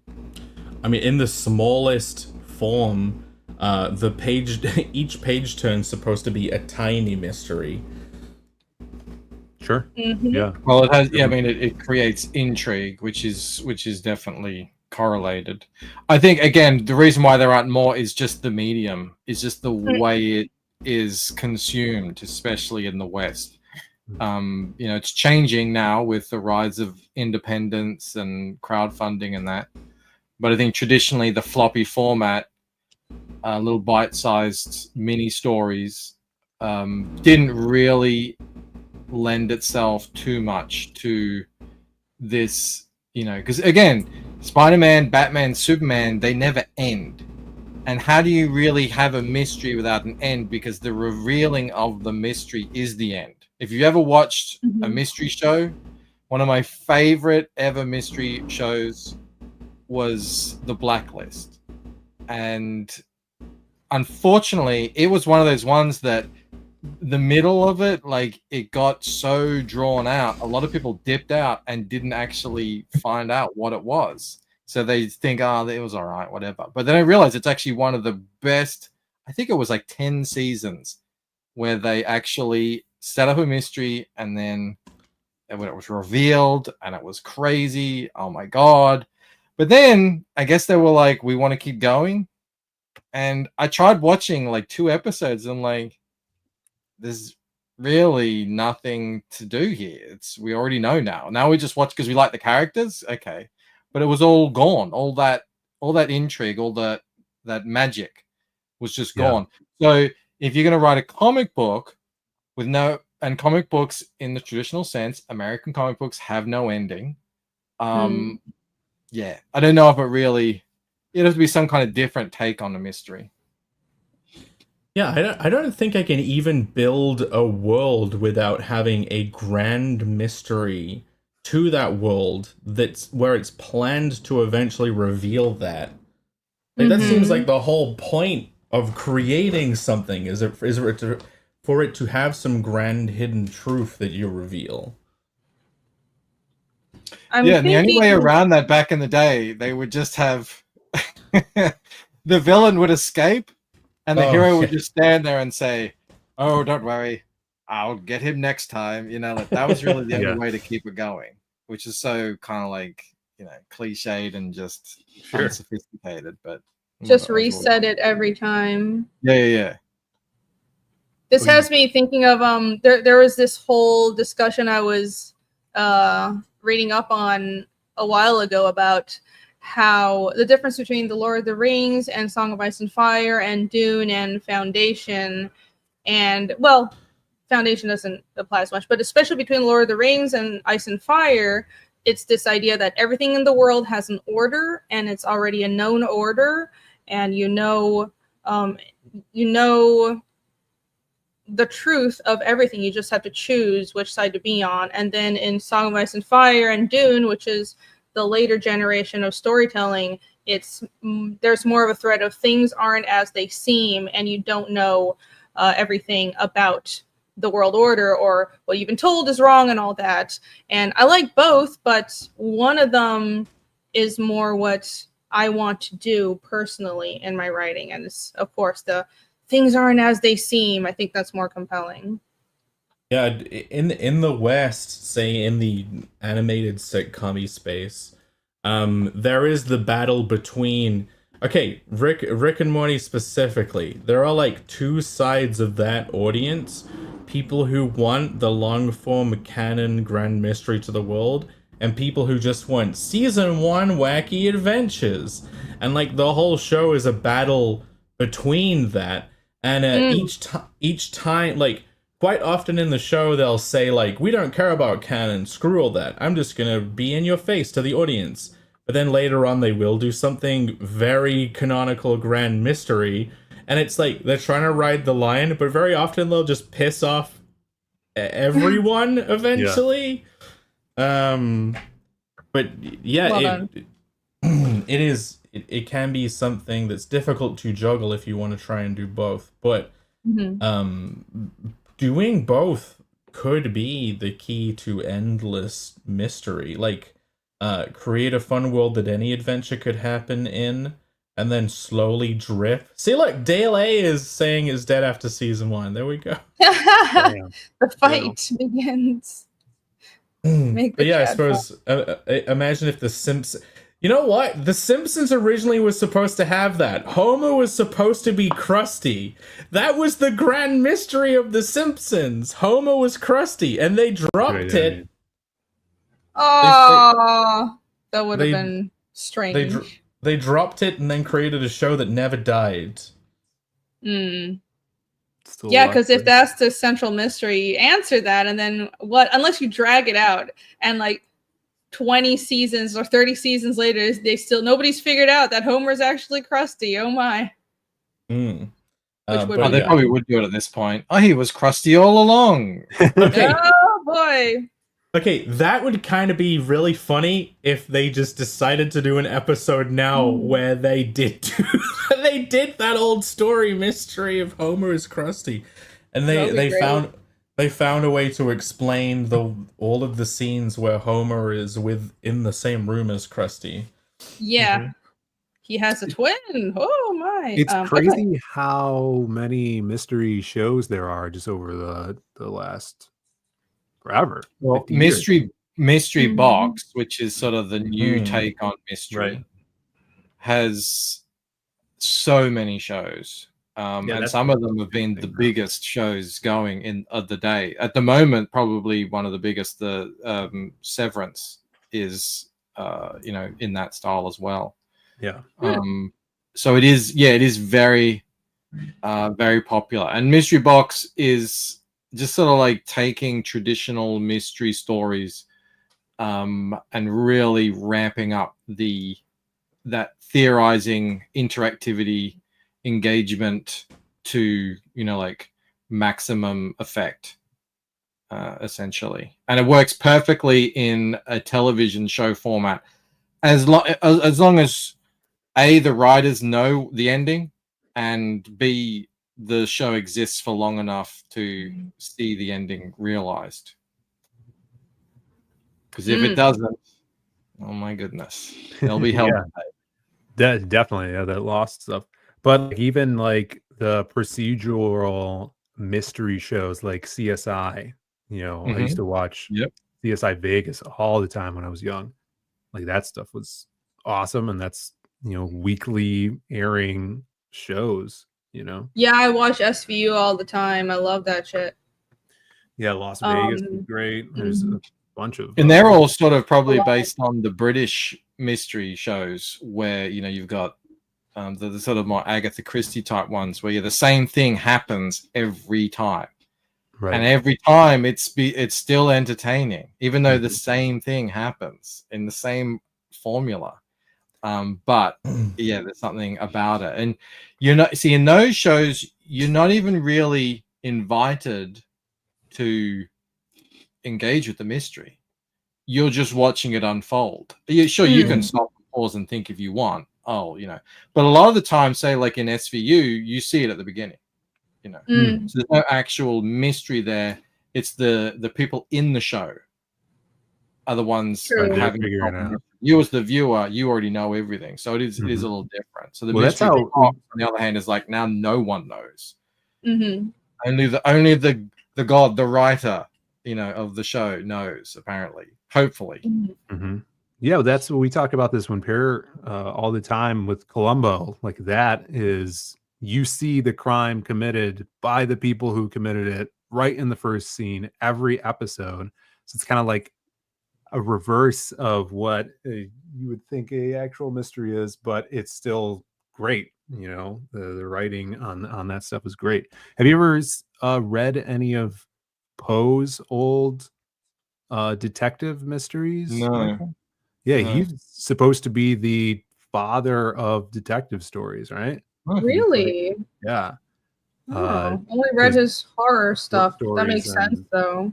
And novels, yeah. I wonder what detective work was like back in those days. Yeah. Just involved a lot of beating up people to get answers. Yeah, just torture them. What forensics did they even have? Oh, Lovecraft too. Now that we're touching on horror. I wonder if mystery story writing created people who had the urge to figure out what the actual truth was in the real world mysteries, and then like that pushed actual police work to be more detective-y. You know what I mean? Looking instead of just going around beating someone up until they get a confession. You know. But in Barbara Rogers. Sorry, I wanted to thank Barbara Rogers for 1 membership and 5 memberships. Thank you very much, Barbara Rogers. Much appreciated. Continue. Awesome. Yeah, on the whole British mystery thing, there's a flip side one where it isn't like, oh, you saw it at the beginning and you're slowly going to have it revealed. There's a popular show called Jonathan Creek. I don't know if any of you guys have ever heard of Jonathan Creek, but I don't know if the main character is like a retired magician or something. But basically, every mystery, it's kind of like a physical puzzle. It's like, how could this? It's not who did it. It's like, how could this person have even died? It's kind of like an extrapolation of, oh, they got stabbed with the he's a magician's assistant. There we go. Like someone got stabbed with an icicle and the weapon melted. You know what I mean?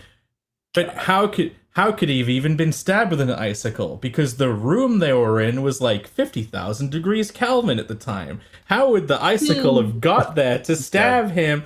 So that the mystery is kind of like a puzzle, a literal puzzle, a physical puzzle, and you're being given these elements, and you can kind of try and figure it out ahead of time.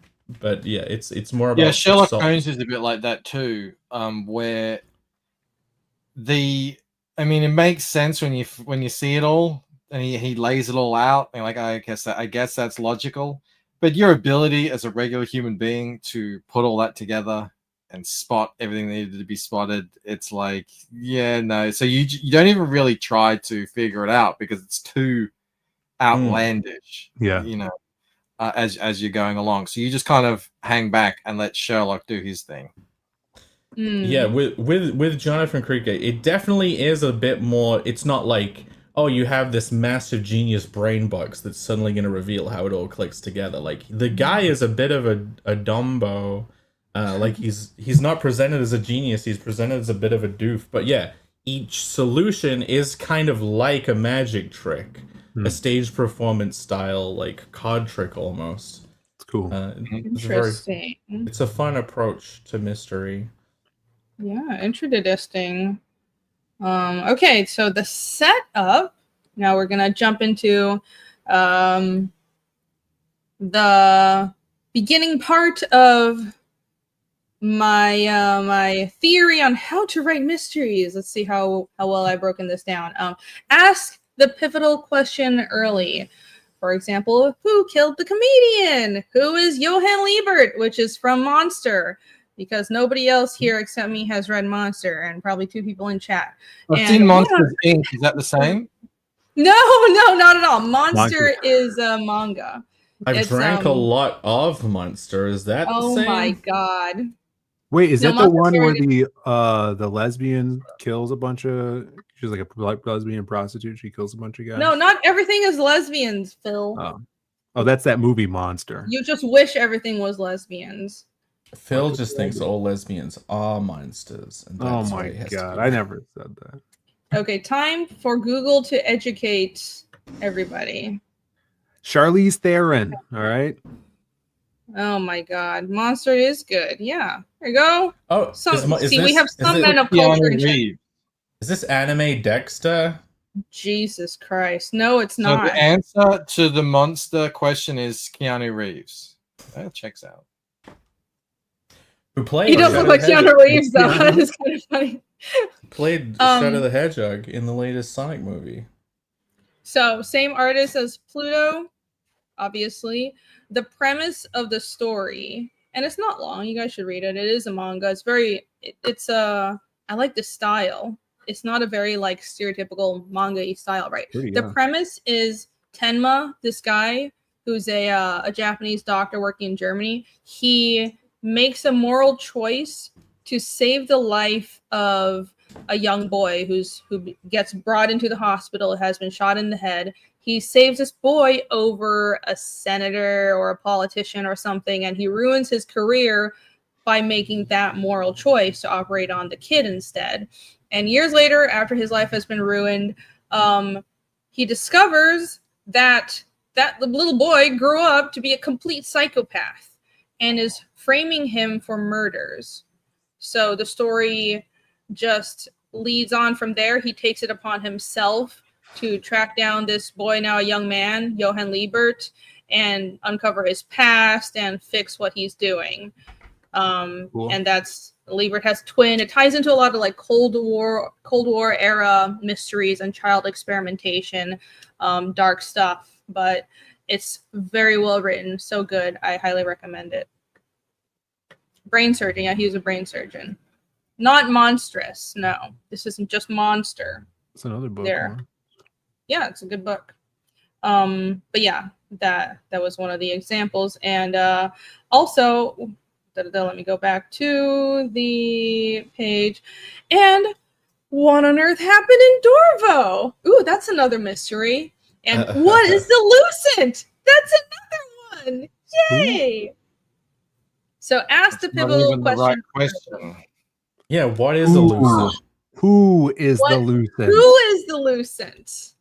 Well, from the outside looking in, my take on what the grand mystery of all of the Lucent is, who is the guy in the robe? That's it. The Lucent. That is a good question.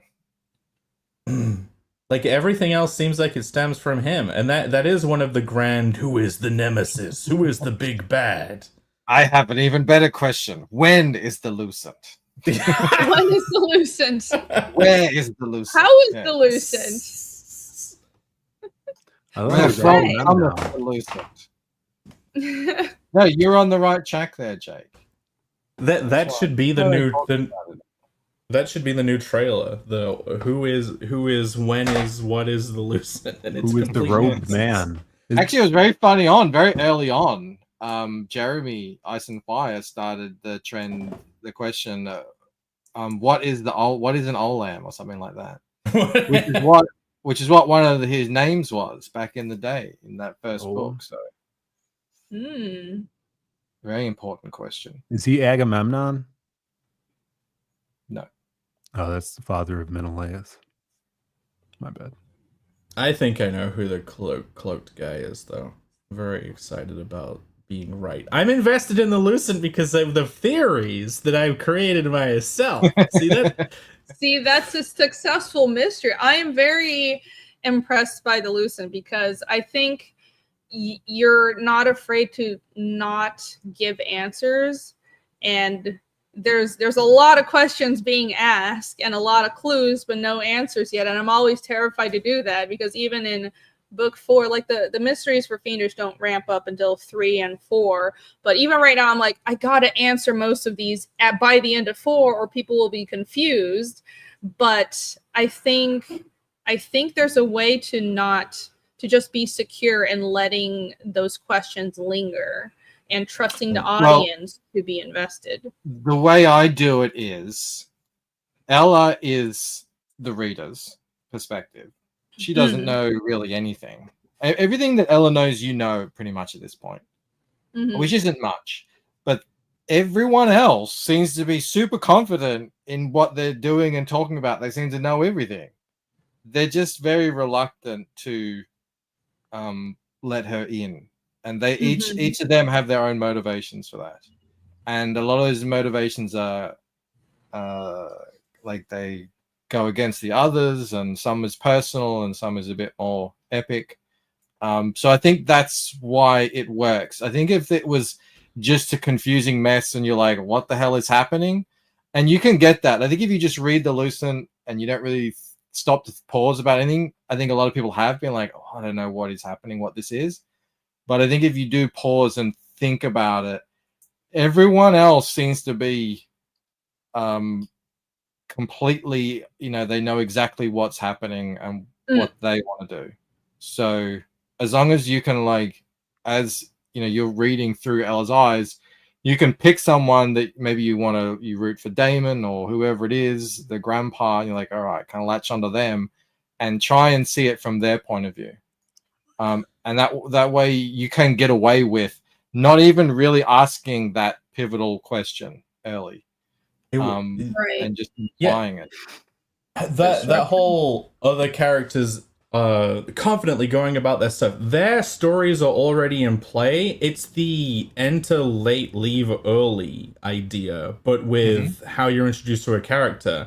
So, like, yeah, you don't ever have to sit around wasting people's time with, like, the characters literally asking over and over again, what is the Lucent? What even is a Lucent? It's like, no, they're already on their track. You've got to just be attentive for the little bits of clues here and there. Like, it lets you sprinkle clues without having to pay attention, put too much attention on each clue that you sprinkle in as well. Yeah, that's a good structure where the reader and the main character are not clued in on all the reveals, but everyone else understands. So there feels like there's a structure to it. Yeah. And the only way you can do that is by doing the world building method, where you build the world, you get the Bible, you make there's the histories and everything, and then you telescope in and focus on one character within that world.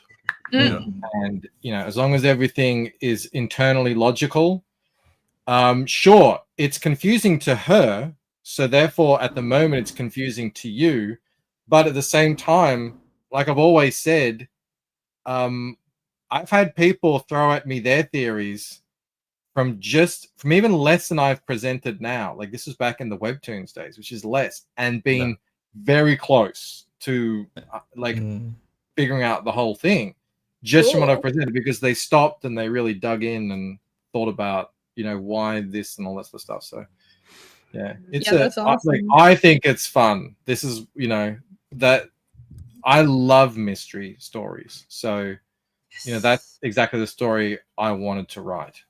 There is actually a similar thing to Connell, which is the big secret is what even is his curse, and like he doesn't even know. All he knows is he needs to stay away, like to keep it locked inside, or bad things will happen. And again, just like in the Lucent, there's other characters who do know more. And the same way, like they're all keeping their own secrets too, and that gets drip fed over time. And you can't beat a good cloaked figure. Someone wearing a big hood, and you're like, who's that guy? The whole time you can't beat that. All these cloaked figures in your mystery stories. I think presenting someone or some kind of structure in the story that's this promise of it will be answered helps a lot, and that you can leave a lot unanswered if you do have this promise of, well, I have it figured out as a writer, so to the audience, you can trust me. And it's weird enough, as I just realized, I think in Fiendish, the cloaked figure, there's no cloaked figure. It's my main character has trouble remembering and figuring out what's in his own mind. And in 3 and 4, especially in chapter 4, you'll see that it's not just, oh my god, amnesia and whatever, and he doesn't remember. There's a lot of there's a magical side to it, and there's a lot of misdirects, but it's this sort of mental search for what happened and then how other people have been misled to regarding the central question. I'm trying to not reveal too much, but yeah, it's more of the promise is, oh, we'll eventually figure out what happened back in time and what's in his memories. I hope it works. Well, okay. How much do you guys dabble with / how risky is the red herring mislead when we're talking about our grand mysteries? Ooh, I don't particularly like red herrings, and I try to not do it because I feel like it's too much of a haha gotcha towards the audience. And I think you have to be very careful because I feel like love a red herring, but I agree with you. You have to be very careful with it. One of the best red herrings of recent years is probably Snape in Harry Potter, where it was just sort of set up that he was kind of like a bad guy from the very beginning. Right. But I don't know how much of it was all planned out. But knowing Rowling and everything else she did, it was probably a lot of it. As long as it's not, as long as the audience doesn't feel like they've had their time wasted following down a path that just so the author can feel smart and go, psych, you know. And if it's more like, okay, I'm going to present you with 3 doors, right? And one of them is the right door, the other 2, now they all look pretty like they could be going to the right place here. I think that's fine. Don't overdo it. Don't like waste too much of the story time on it. And I don't think it'll be annoying. So I think as long as it's like, that level, it's fine. And I employ them, and I like them when they're done well. But yes, sparingly, that's exactly right. That's a good word for it. Yeah. And speaking of the world building, the second point here is know the answers early, know your ending before you start, and drop hints through dialogue, art, and world building. I think a good way, just like readers theorizing is a mark of success. When readers look back at the entire story at the very end and think, oh, of course it happened that way. They might have not seen it happening. They might have not been able to guess it along the journey. But even if they do, here's another thing. I don't like it when writers change the trajectory and change the ending of what they've been setting up for just because someone guessed the ending and guessed it. I don't think you should change it. I think that's bad. Keep going. You've made all your setups. It's non-committal to your own work, and it shows lack of confidence. Even if people do guess it, keep going. I think if people can guess it, that's actually that's a good sign that you've. It's cool. It means you're smart reader. Not everyone does. I'm not going to spoil the ending of Blacklist, but even after the reveal happened, there were debates about whether or not that was the answer, because people were like, oh no, it can't possibly be that. But it was like, so I think if you've set it up well, people should be able to guess it. If they're the ones who really want to dig in and get every single little clue and Easter egg and figure it out, and they happen to guess right, good. They can feel satisfied and everything. And then everyone else who just watches it and lets it happen, they can also feel satisfied. Yeah, don't change it, because then all of your setups won't work.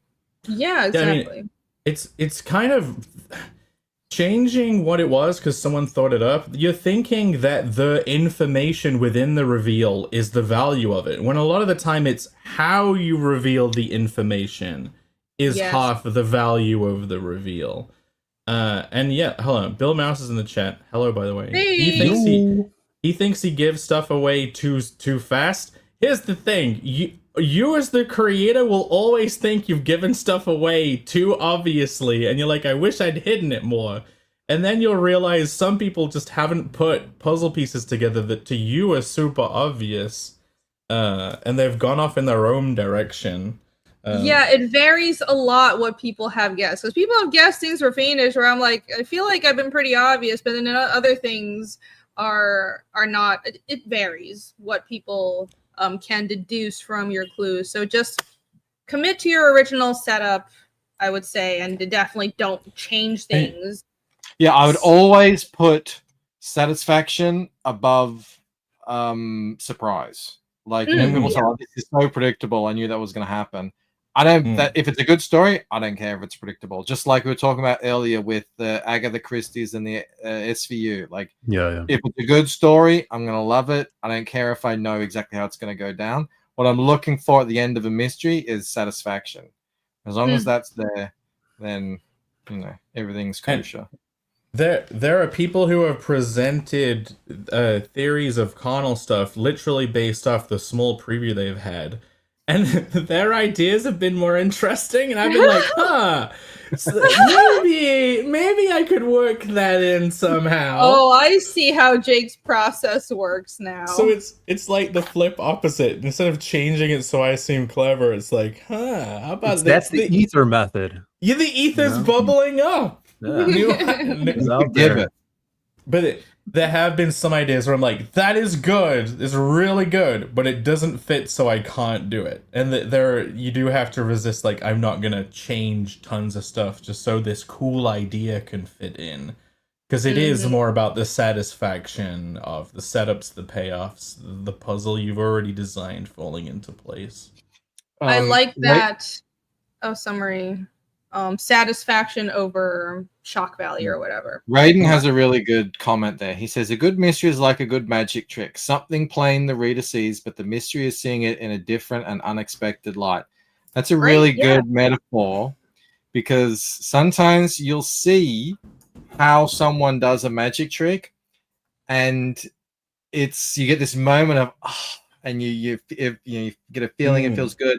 Sometimes it can ruin the magic, sometimes not. It all depends on how good of a trick it was and how elaborate and everything. Sure. But it's kind of like that brings up a very interesting question, because the same thing is in magic now in mystery storytelling.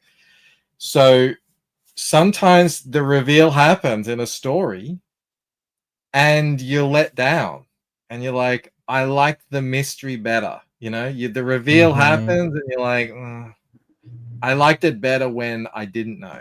Like the mystery was more fun. And that happens a lot with well, let me give an example actually.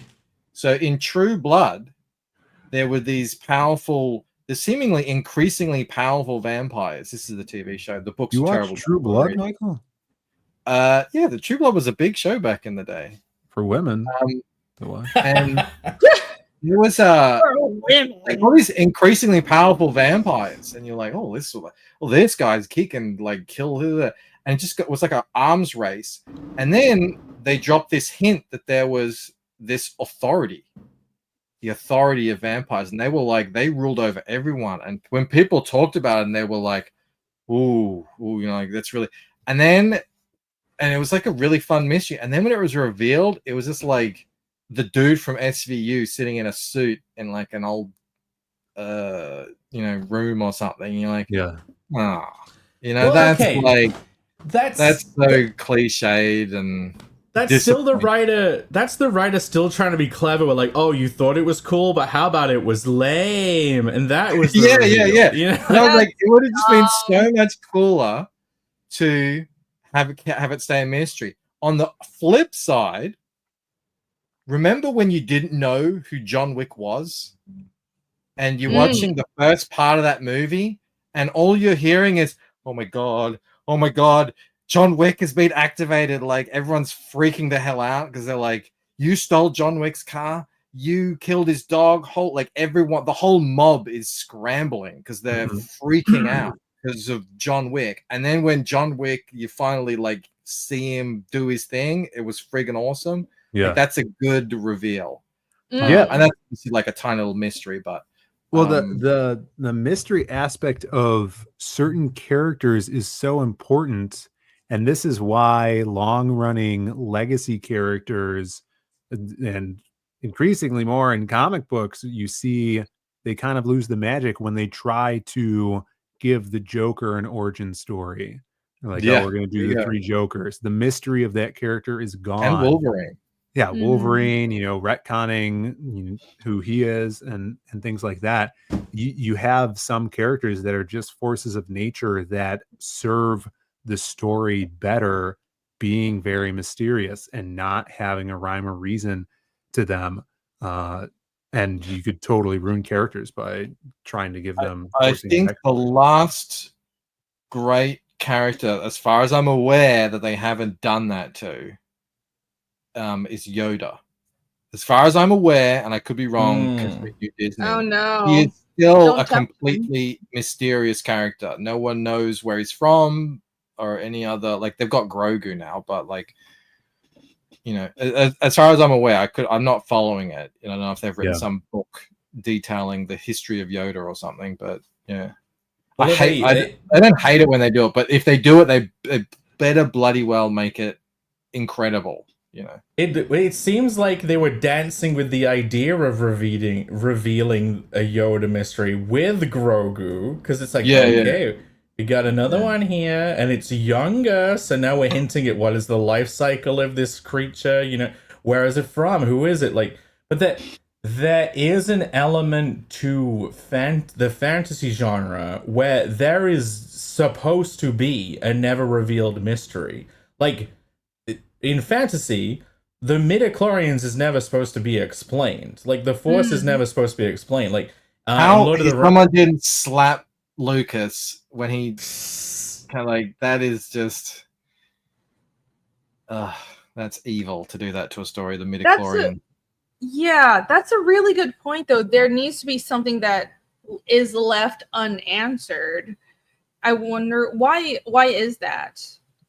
Why should he not explain everything at the end? I mean, the first thing is because it doesn't make sense. Yeah, that's the first thing. And when you try to over-explain things, you just open yourself up to, well, that doesn't make... Like, think of Harry Potter. None of it makes sense if you ever stop and think, well, how does magic actually work scientifically in the physical world? Like, it just all falls apart. And... so Rowling doesn't even make any single subtle hint at how any of this works ever, once, never. It's just it's there, it is, accepted, and that's how the Force should have been, and that's how a lot of things in stories just have to be. In comic books, this is rife. Don't ever ask how Spider-Man can walk on walls through his shoes. You're not supposed to know, like, it's not a thing. Yeah. It ruins it. How does, like, what happens when the Thing gets a boner? Like, that was a joke in Mallrats. These are like, don't think about it, because otherwise it really kind of just destroys the fun of the story. I would almost say you're doing a better job if you create those what happens when the Thing gets a boner questions. Like, I think that makes a story or a world or characters exciting, because you create that you present elements that create that matrix of possibility, and then people get to go off on their own, invest in their own. Jake gets to go off on his own and draw endless pictures of the thing. So many rock hard bones. Oh my god! Well, that's already carnal. That's your schlong focus. Yeah, like, does he have to use? Does it get polished? Is it the most polished part of the body? That's a great like, those statues where people go and rub them.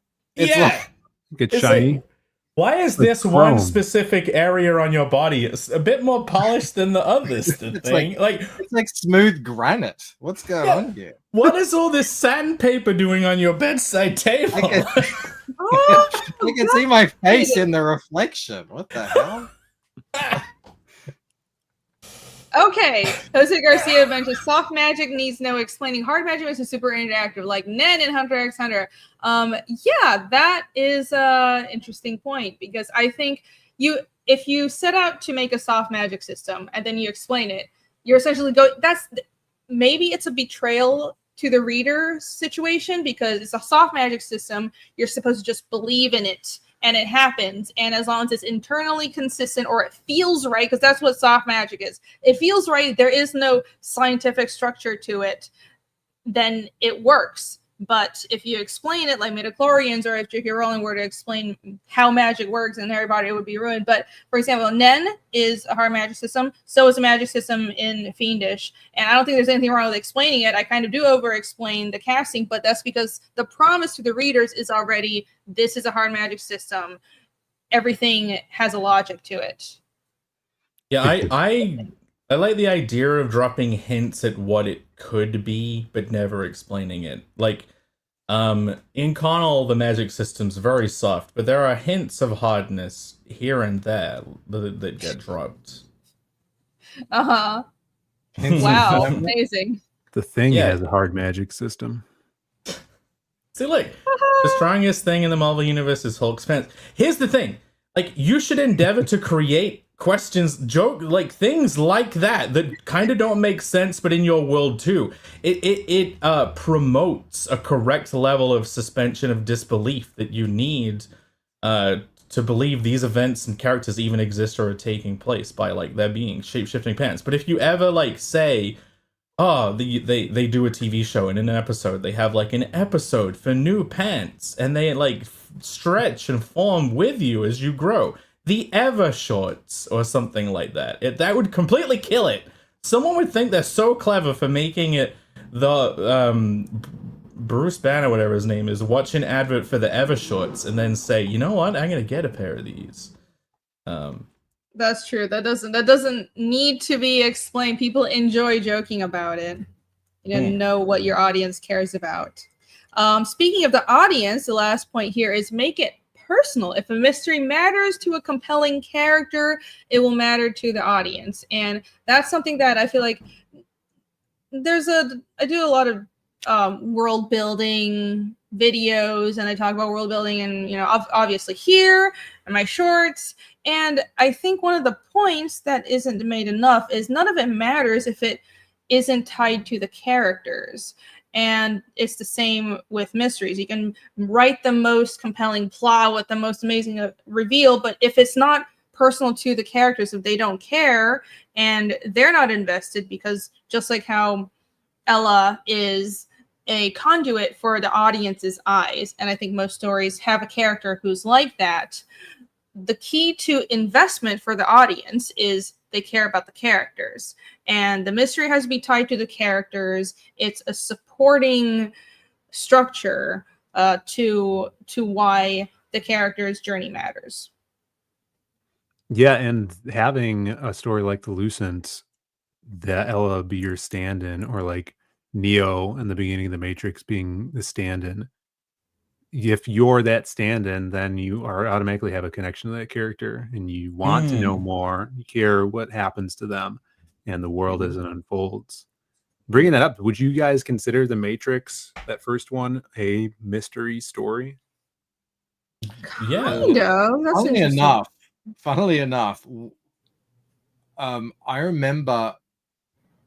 I mean, I love The Matrix, obviously, very inspired by it, but you know, they reveal the mystery in the first act.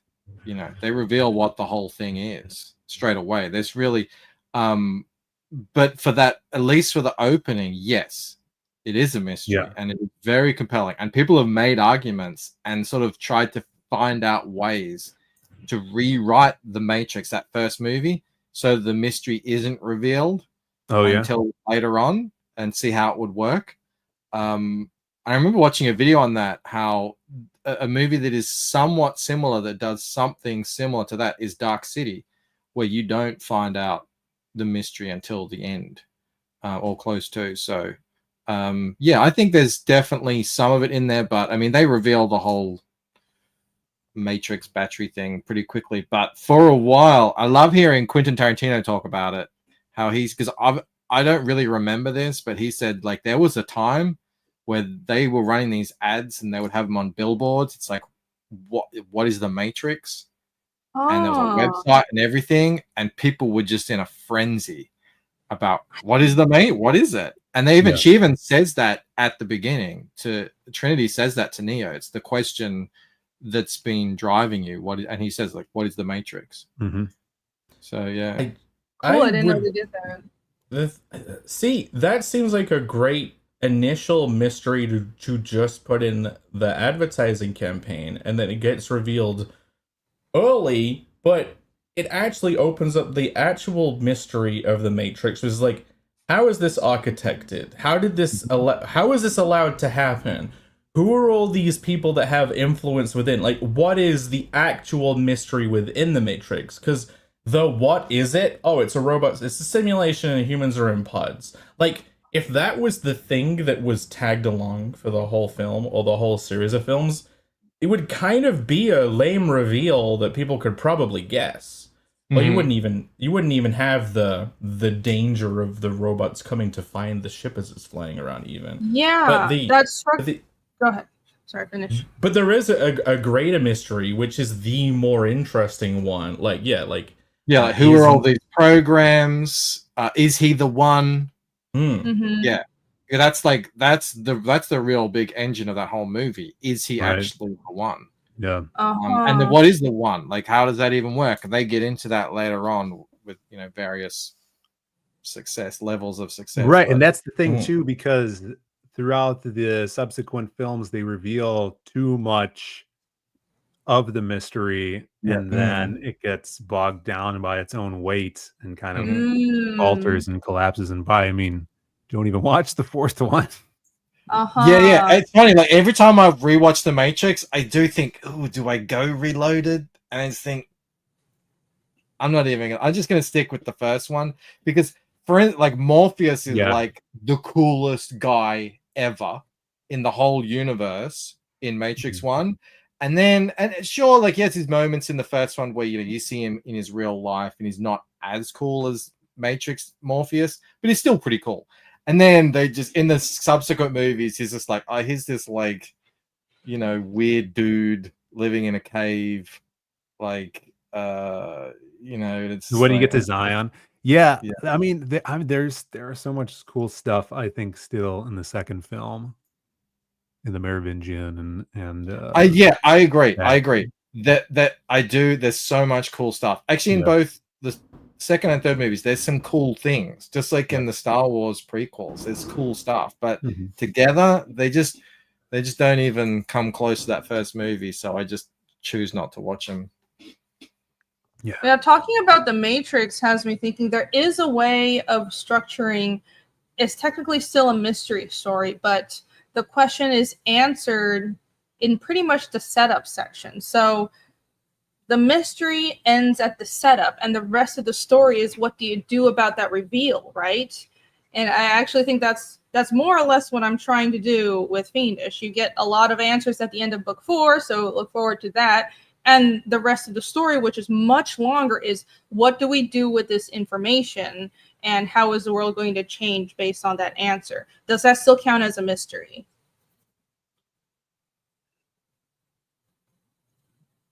I guess, but in the overarching things, the direction changes. It's like what we were just talking about with the Matrix.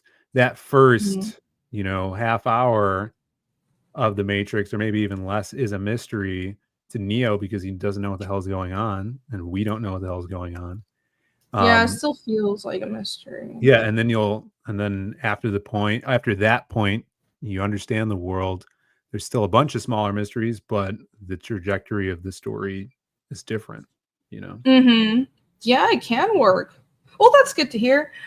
And it's kind of like the if you look at the hero's journey, right? There's a point in the hero's journey where your character is changed and there's a revelation. So that would be, after that point in your hero's journey is probably after that point in the series where that revelation happens. Yeah. Forever at that point. Very good point. It does tie into the hero's journey. Well, great. Next, speaking of the hero's journey, which is the midsection of how to write a mystery. And I have a bunch of bullet points. Let's see if I have most of the important aspects covered. First one is keep it rolling, ask new questions with each reveal. And something, the way I personally like to think of not just reveals and mystery, but how to distribute information throughout a story is keep track of what information was at the beginning, what information you want the readers to have at the end, including what information the characters know, and just chop it up. This is how much is revealed at this time, and have it progressively. It's like a progress bar. This is how much they know. This is how much they know until ding, the full thing is in motion. Everything is known. Everything is revealed. Or you're even with character development, everything is a progress bar, right? And if you keep track of that, and you're aware of what the reader knows, which is a very important part of presenting a story, then it works. So keep it rolling, but also space it out. Have forward momentum, but avoid info dumps. And what personally I think has worked is about one big reveal every 20 to 30 pages. So about with American Comics pacing, one issue per reveal. And so every Fiendish book I've noticed I do about 2 when we start getting more into the mystery section of it. What do you guys think about timing these plot points? I don't really stick to a page thing. It's more the flow of the story. But I guess, yeah, I don't know. I'm not really like, my stories themselves don't even have like a set page count or anything. So that's the only one where I don't really do. But I do agree, like, I definitely agree avoiding info dumps. I mean, anyone who has read my books knows, I don't really do that at all. Try not to. And I guess I kind of used that peppering sort of technique where I try to have the characters reveal all sorts of stuff, even in a normal conversation. I try and make it so that something that they're saying can be interpreted 2 different ways or even more. Make it ambiguous. So like you can say something and okay, you can take it on face value, but if you pause and stop and think, well, what if he's actually talking about the much larger story? That actually still applies to that too. So I feel like that's me peppering info the whole time, so that by the time you get to the end of that book, the reader who's been kind of absorbing that will have actually realized, oh, I have that he has revealed quite a bit. Although I don't really put it down to like one big reveal. Yeah, I mean that sounds like it would work, Irene, with having your reveal. Like if you look at American Comics, most of that would come at the end of each issue, right? And then that's built for a reason to get the person to grab the next chapter of the book and the next issue of the book. With that pacing, it kind of works out too. It feels right to have one reveal at that page length. I don't think it's a rule. I wouldn't make it a rule. I think it works for some stories and it works, but it's not even a rule personally. It all just depends on how you're structuring and pacing your book. Yeah, this is where an editor is so helpful, because you as the writer know all the stuff, so you don't really feel those frustrations that readers have. But your editor can tell you either, yeah, this is way too subtle, or you haven't given away enough, or they really need to know this now or soon, because they're in that reader's seat where they don't, even if they do know, they don't know it like you know it as the writer. Right. Yeah, I remember reading the first Lucent, and it basically all the intrigue and mysteries was like spinning up a plate, right? And you have all these spinning plates set up, and at some point you're like, I just want one of these plates to fall. I just want to see one of these plates crash to the ground and smash. And so because as those plates spin, you're creating a mental tax on your audience who's holding this in their head without it transforming or transitioning. So it's like try not to spin up too many plates at once. You've got to show them crashing. Yeah. then spin up more. Well, there was going to that Spider-Man Wolverine comic I was talking about. At the end of that issue, it's like a cliffhanger revelation. And as I was reading, I predicted what the ending was going to be. And it was not a letdown when it was the thing that I predicted. It was like an accomplishment with what we talk about when we talk about interactivity and not, trying to trick your reader.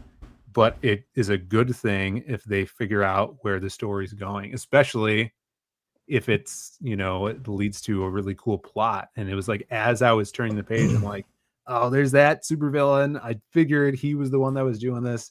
And then you go into the last scene, and just getting more hype about getting to that last page. And it was like, that's what it was. And I was giddy about that, and that's the interactivity you want and stuff you could build with mystery stories. Yeah, that whole being able to predict what it is, or that, oh, here's a red herring, you were all completely wrong. I can kind of see it as the truth to the story is a pyramid, but you start off looking at it from the base, so it looks like a square, and then the telling of the story is like rotating that square to start hinting that it's gonna be a pyramid, and you.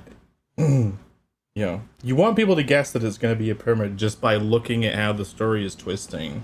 Yeah, and also don't make readers feeling like their investment and their time was worth it is very important, which is why I'm very apprehensive about red herrings and changing setups, because it's wasting people's time.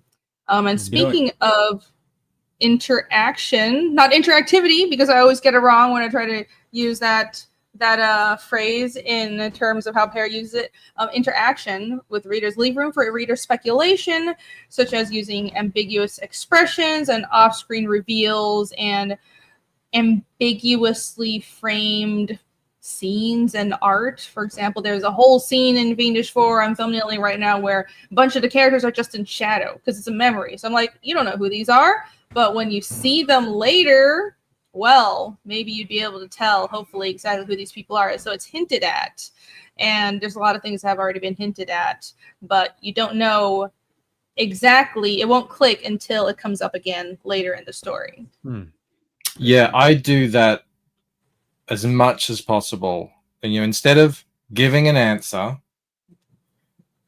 have two or more characters give their part of the answer. So if you're like, the answer is 5, have one character give 1, have another character give 2 later on, and then have another character give 3 later on, and let the reader put them all together to equal 5, And it's a much more enjoyable reader experience, because then they feel like, especially if they're reading Missy, I figured it out.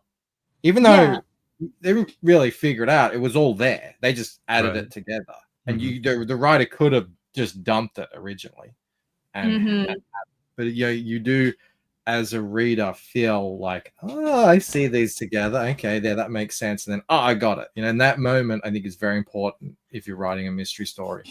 Yeah. Another way, the Prestige does this differently, where it gives you the answer multiple times throughout the film, but characters say that's not the answer, and there's no way that can be the answer, and because they don't believe it, they don't want to believe it, and they want to believe it's something greater. Because it's so obvious, and you have all these supernatural things happening, but it's actually a really easy answer that they already gave you. That was a good film, too. Slim Crow asked, would you consider flashback story arcs as a mystery? It depends. You can reveal things that are unknown in the past of a character. I think he's asking specifically about the Fiendish flashback stuff. Oh. I don't think so. No. Flashback stuff? You mean like flashing back to the town being destroyed, or was I away for something? No. Well, I'm not sure what you're asking. Are you asking about 2.5 or just flashbacks within the main books? But if it's in general, I mean, flashbacks are just a tool, like a device that you could do anything with. You could make it mystery based or not. Yeah, I mean, like, if you have a character who's like, I'm the amnesia character, I don't remember my own story, and then they get hit on the head by a shovel and they get memories back, like, that's kind of revealing. That's what I'm gonna do. Mystery. I mean, I'm doing the same. The old shovel on the head trick. You remember everything is solved. They remember it. Never write yourself into a corner. Just make sure there's a shovel in the corner. Yeah. And all your problems. That's the setup. That's the only setup that I have to do. You gotta draw. You've got to draw a fiendish. It's like it's pretending. It's just a parody thing. It's a fiendish comic where all the rest of the crew are all carrying shovels around, and Casimir is like walking around in the snow. And he's like, I think I remember the mystery to the demons, but I'm not quite there yet. And they keep taking turns bashing him in the head. This way. That would be a funny extra short, one-page thing. It's like, why can't I remember? And meanwhile, he has 50 concussions. They hit him in the head for him to be able to pathfind to the ending of the story. Amazing. If this was in Cardinal's world. The twist is, they at one point they go like, hang on, maybe all this shovel bashing is what created the amnesia in the first place. It's too late now. The big villain that's causing all the problems in Fiendish is one giant sentient shovel. You figured it out! Oh no! It was the one that first hit Casimir in the head as a boy. Caused all of the problems. You figured it out. His brother actually chopped him in the head with an axe, and that's what happened. Everything was a hallucination. It's his death dream. It's the you know, when you die, your brain releases all of the DMT or whatever, and you have you probably fall asleep having an infinite dream as you die. Yeah, there's all these theories in Game of Thrones or Song of Ice and Fire that everything was just Bran's death dream, and everyone is just praying it's not that at the end, because that would be a betrayal, wouldn't it, of your time? Is that what Lost did? Well, that's stupid. Yeah, I'm trying to think. Could you do the coma dream and it's fine? Because Life on Mars, the British TV show, mystery show, that is like basically a coma hallucination. And he thinks he traveled back in time, but he's just in a coma. You know who did the coma thing in comics? The Expendables book.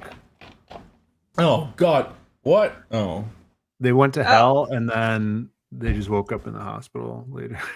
That's at the end. I've got the hardcover. One of those things where maybe they didn't go to hell. If anyone wants, spoilers. Sorry, Michael. I didn't know you're.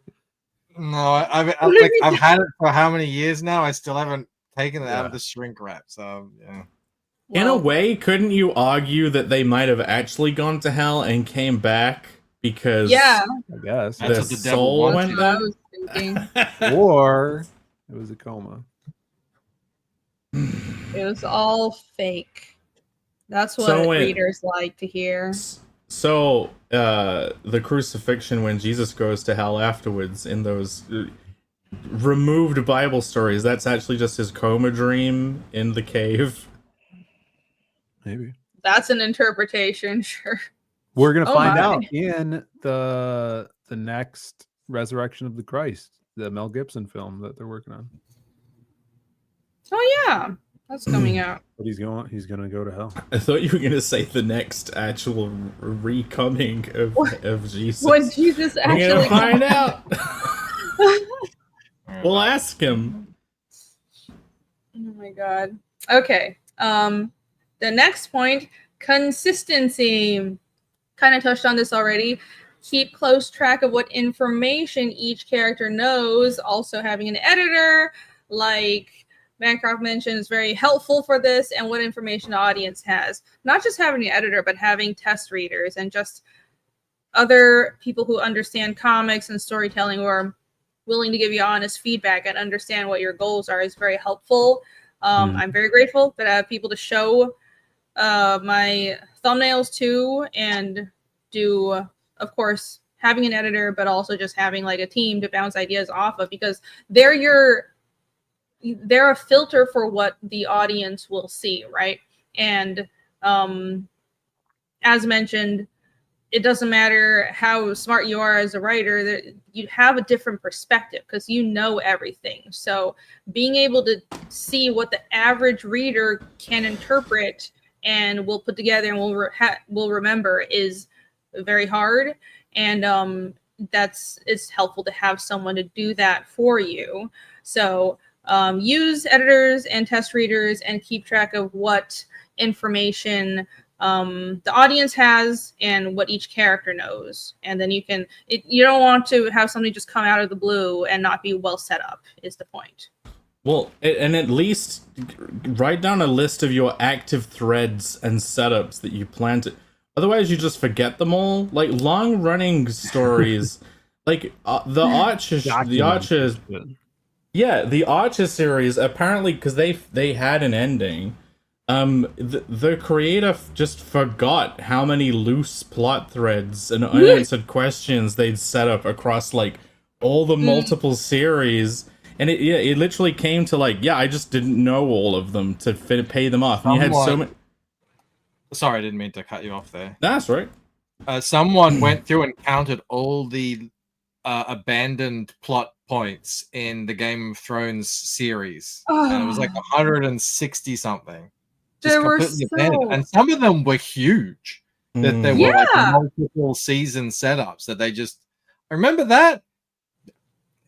It just got forgotten. Yeah, I think that just beyond from how bad the acting and the setups were for the end, that was part of the betrayal, or that created a sense of betrayal at the end, because there were so many abandoned setups and you feel like you wasted your time. And they'll probably be answered in the books, even though there are even more setups in the books. Like, if you're asking your audience to become invested in your setups and payoffs, invested in your story, you kind of do owe it to them to try and pay off as many of them as possible. Not even directly midichlorians explaining them, but at least giving them like a little nod, a little send-off into the sunset kind of thing. No Victorian Greyjoy, no Lady Stoneheart. No, it's just complete trash. The minute I heard they were cutting Lady Stoneheart, I'm like, this show is going downhill. Like, they were like, people were saying it wasn't going to be that big of a deal. So you don't understand how much setup and world building and how much Kat's story mattered. My God, it was never going to turn out well. Right. So, fuck that show. Last point, perspective is something fun to play with. Characters can interpret clues differently, and Michael, you kind of mentioned this with characters dropping clues or different parts of different clues to the same mystery, and you can piece together information across multiple characters, and that's one aspect of it. Different characters would speak of from different perspectives and offer different clues, but also they can have the same information but interpret things differently, and that's a vector to reveal character when you're writing a mystery. I think I want to push myself to do that more. I think that's a good way to make dialogue interesting, and the best thing, one of the most entertaining things is when you're reading a story and multiple things are happening at once. A scene isn't just plot. There's also character reveals, and then there's also progression of the mystery, and multiple characters are having their character development is moving forward, but you also see who they are being revealed through how they react to information and how they're developing. Does that make sense? Yeah, definitely. You could tell a lot from a character of how they perceive, how astute they are, of how they could draw threads to different situations. Just give you a little more subtext. Yeah, you can have the idiot genius character where the character that everyone else thinks is stupid figures it out straight away. And they're like, that can't be the truth. You're an idiot. And then it's like, oh no, he had it all along. If The Prestige had any comedy to it, it would have been that. It would have just been somebody being like, you guys think you're so smart. It's just, no, it's so obvious. It's easy obvious. It's a bit, you could do that. People made jokes like that about The Sixth Sense. Yeah. Where the guy said, this comedian is like, the reason The Sixth Sense worked is because we all just accepted that his wife hadn't spoken to him for like 2 years. That was his life. We were like, yeah, that checks out, you know. I guess some marriages are like that. It was there on the screen the whole time. She didn't say anything to it. But I guess we just didn't want to see it. Amazing. All right. And then the reveal. Some tips for creating a satisfactory reveal. Earn it. Avoid deus ex machinas. I'm pronouncing it right this time. And easily given solutions. Make characters work and suffer for it. And this applies to just any writing, just any sort of well-earned plot structure and story climax, right? I think another helpful point specifically that applies to mysteries is the answer should be logical but not obvious to what's that legal term they use in America that's like average Mumbo person. jumbo. No. It's a very alimony payments. It's not Latin. Jesus. Layman. It's not Latin or anything. It's just the chat. Help me. There's Magnus this idea. Shut up. There's this legal idea that's like, oh, does this make sense? Is this acceptable to the average logical adult? Right. Lowest common denominator. Okay. Anyway, I know what you're talking about. I just can't think of it at the moment. I can't think of it either because everybody's yelling nonsense in my ears. Plausibility. No, layman terms, right? No, it's in English law too, because none of our shit's written down. It's like if a normal person thinks you're bad, then we think you're legally bad. Like yes, it's a normal person. It's a fictional. It's sort of like amalgamation of all average reasonable people, and it's like your peers. And if you can argue in court that a reasonable regular person on average would believe this, then it would fly in court. I think it's just whatever. You get my point. I think it's just reasonable person.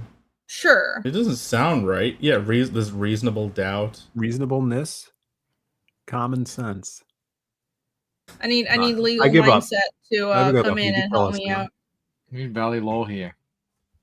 Yeah. Anyways, so we logical but not obvious to a reasonable average person. Yeah, we have Bancroft here. Why isn't Valley Law here? They're missing out. I have my shirt on. We've got the meat on full display. Where is the hungry wolf? Oh my god. I'm a thirst trap for Valley Law. Here's what it is. We'll have our. She doesn't know about the Valley Law LORE. Valley Law. I don't. Bancroft has fans. Let's say that. Well, good for you. I'm glad Bancroft. I'm gonna ask Gruff. Soccer fans are. In UK law, what is the term used for reasonable average person? It's fine. We don't have to know. I think the chat gets the point. No, they need the exact word. Do you know half the show is about arguing over exact wording? Yeah, let's just move on. None of us are lawyers. Oh. Anyways, make the solutions unconventional enough to not be obvious, but still logically and firmly set up. And something that I have realized I really like and I want to do is logical but too emotionally traumatic to guess. I think that's a really good way to approach things. And the Red Wedding, I think, is that. It was completely logical that the Starks would have been absolutely BDFO'd at that wedding, but everything was set up.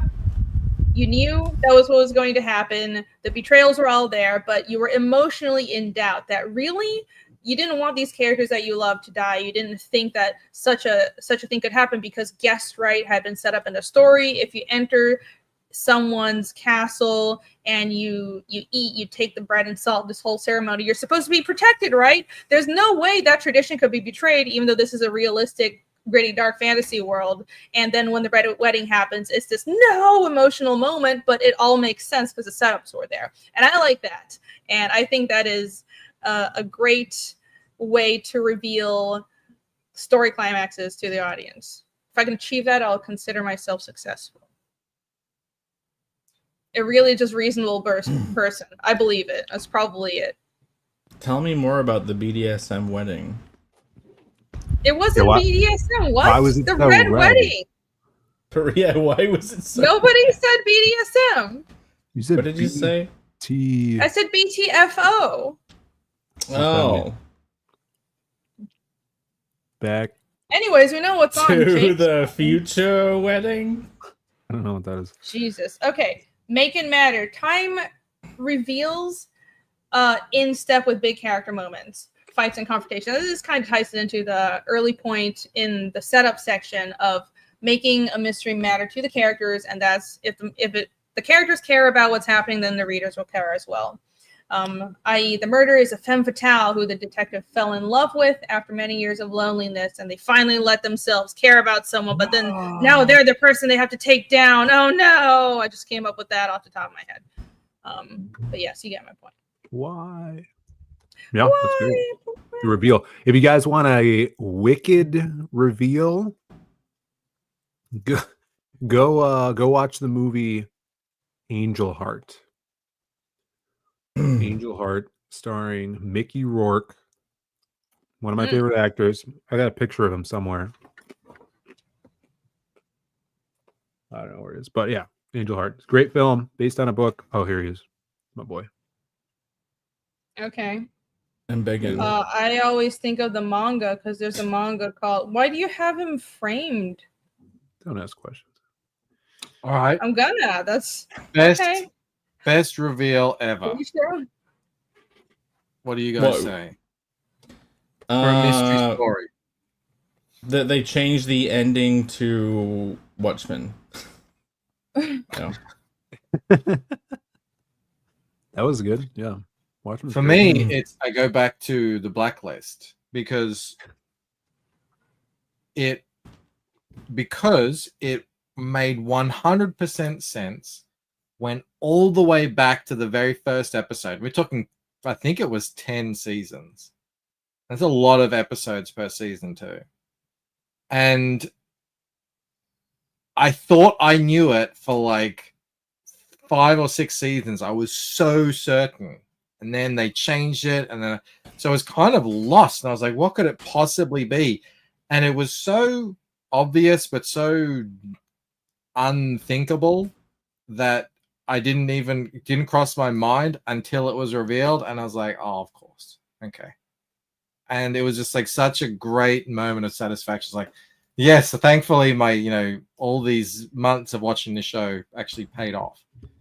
And I haven't come across any other series that has taken it like that to that degree. There's for me, I've talked about this movie on the show before. Once Upon a Time in the West.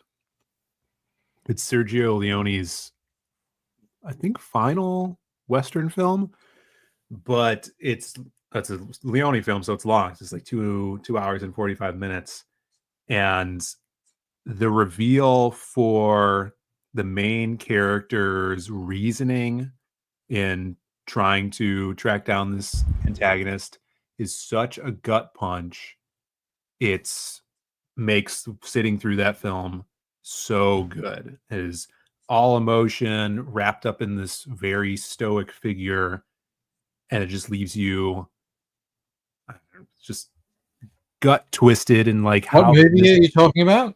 Once Upon a Time in the West. I don't know if I've seen that one. So good. It is amazing. Henry Fonda is the bad guy, and definitely watch it. It is awesome. I don't want to spoil it, but that and Angel Heart have really good twists. Angel Heart is definitely more of a mystery. It's set in the 1930s as a detective is hired to track down this man that owes a businessman debt, and he has to go to New Orleans, and there's like a bunch of voodoo ritualistic killings and murders going on. Lisa Bonet's in it. I think you see her butt or something. I don't know. You see Mickey Rourke's butt. Oh, that's the reason to watch it. Well, the Mickey Rourke ass is. Yeah. It's interchangeable with the face. Yeah, lots of blood. It's good though. Still interchangeable with the face. I don't know if I have a favorite reveal. I kind of can't think of one. Like, I like the Truth to Say Ice King's character in Adventure Time, that he was sent crazy by the crown and he only wore it to save Marceline. Like, that was cool. But I guess when they revealed that Gollum was just Frodo from the future coming back to try and get the ring. That's the second not time was what? Pretty good. What movie was that? That's not what happens. It was in the 12th Lord of the Rings movie. Did you not remember? Yeah, the 12th one. Sure. That's from Lord of the Rings. That's right up there when they revealed that Snowpiercer was the sequel to Charlie and the Chocolate Factory. That's right. That's a great reveal, though. It is a good reveal. When Willy Wonka reveals that he's not a big asshole and he procured everything. Who's the puppeteer behind it all? You won. You won, and I'm actually you, Charlie, from the future. You got hit in the head with too many shovels. Not everyone is from the future, all right? It's always them fighting themselves from the future. And then the universe implodes. Yeah. That would be funny. We mentioned the Prestige. That is how the second Lego movie is. I haven't seen it. The first one was good. In fact, it's the first Futurama movie too. Yeah, the first Lego movie was almost perfect. The second one was completely forgettable. I've never seen the first one. I gotta watch it. The first one is really good. Like, storytelling wise, it is almost perfect. I cannot even say it is perfect storytelling wise, and the whole, like, the look of it and everything is spectacular. I actually have learned a lot from just watching and rewatching the Lego movie into like how to set things up. It is really fantastic. Phil, I cried at the Lego movie. Yeah. All right. I didn't go that far, but it is a very good movie. What part did you cry in? Okay. You want an airplane? Was it like a 14-hour long-haul flight? You're emotional? I have this weird trigger where things get very specifically existentially meta and there's a double meaning to events that had taken place. It makes me it's not like, oh my god, it's so sad, but it's like the majesty of those ideas makes me go and it's like, what, the fucking Lego movie? Like, it's great. He's a tender soul. No, it is actually legitimately phenomenal, that movie. Yeah, like on so many levels. They really somehow took Lego and made this exquisitely layered, super clever, heartfelt story. It's really kind of mind-blowing, and it has like catchy song in it, and yeah, it's really they have that song "Everything Is Racist." Everything is awesome. No, you're singing it wrong. Of course I am. I'm tone deaf. It's the same. No, you said the wrong words. That's also why I teared up at the reveal. You know what? Okay, best reveals, the BioShock series. How about that? Yes! BioShock 1. The reveal, that's the best ever, and I'm not gonna... should I ruin it? The reveal of who you are as the player character. No one's gonna play that game ever. Or in the chat, because it's 20 years old. Okay, fine. Right. You enter this underwater city that had... Alex is saying this. He's saying don't spoil it. Alex. You enter this underwater city. Everything's in motion. Everything's gone to shit.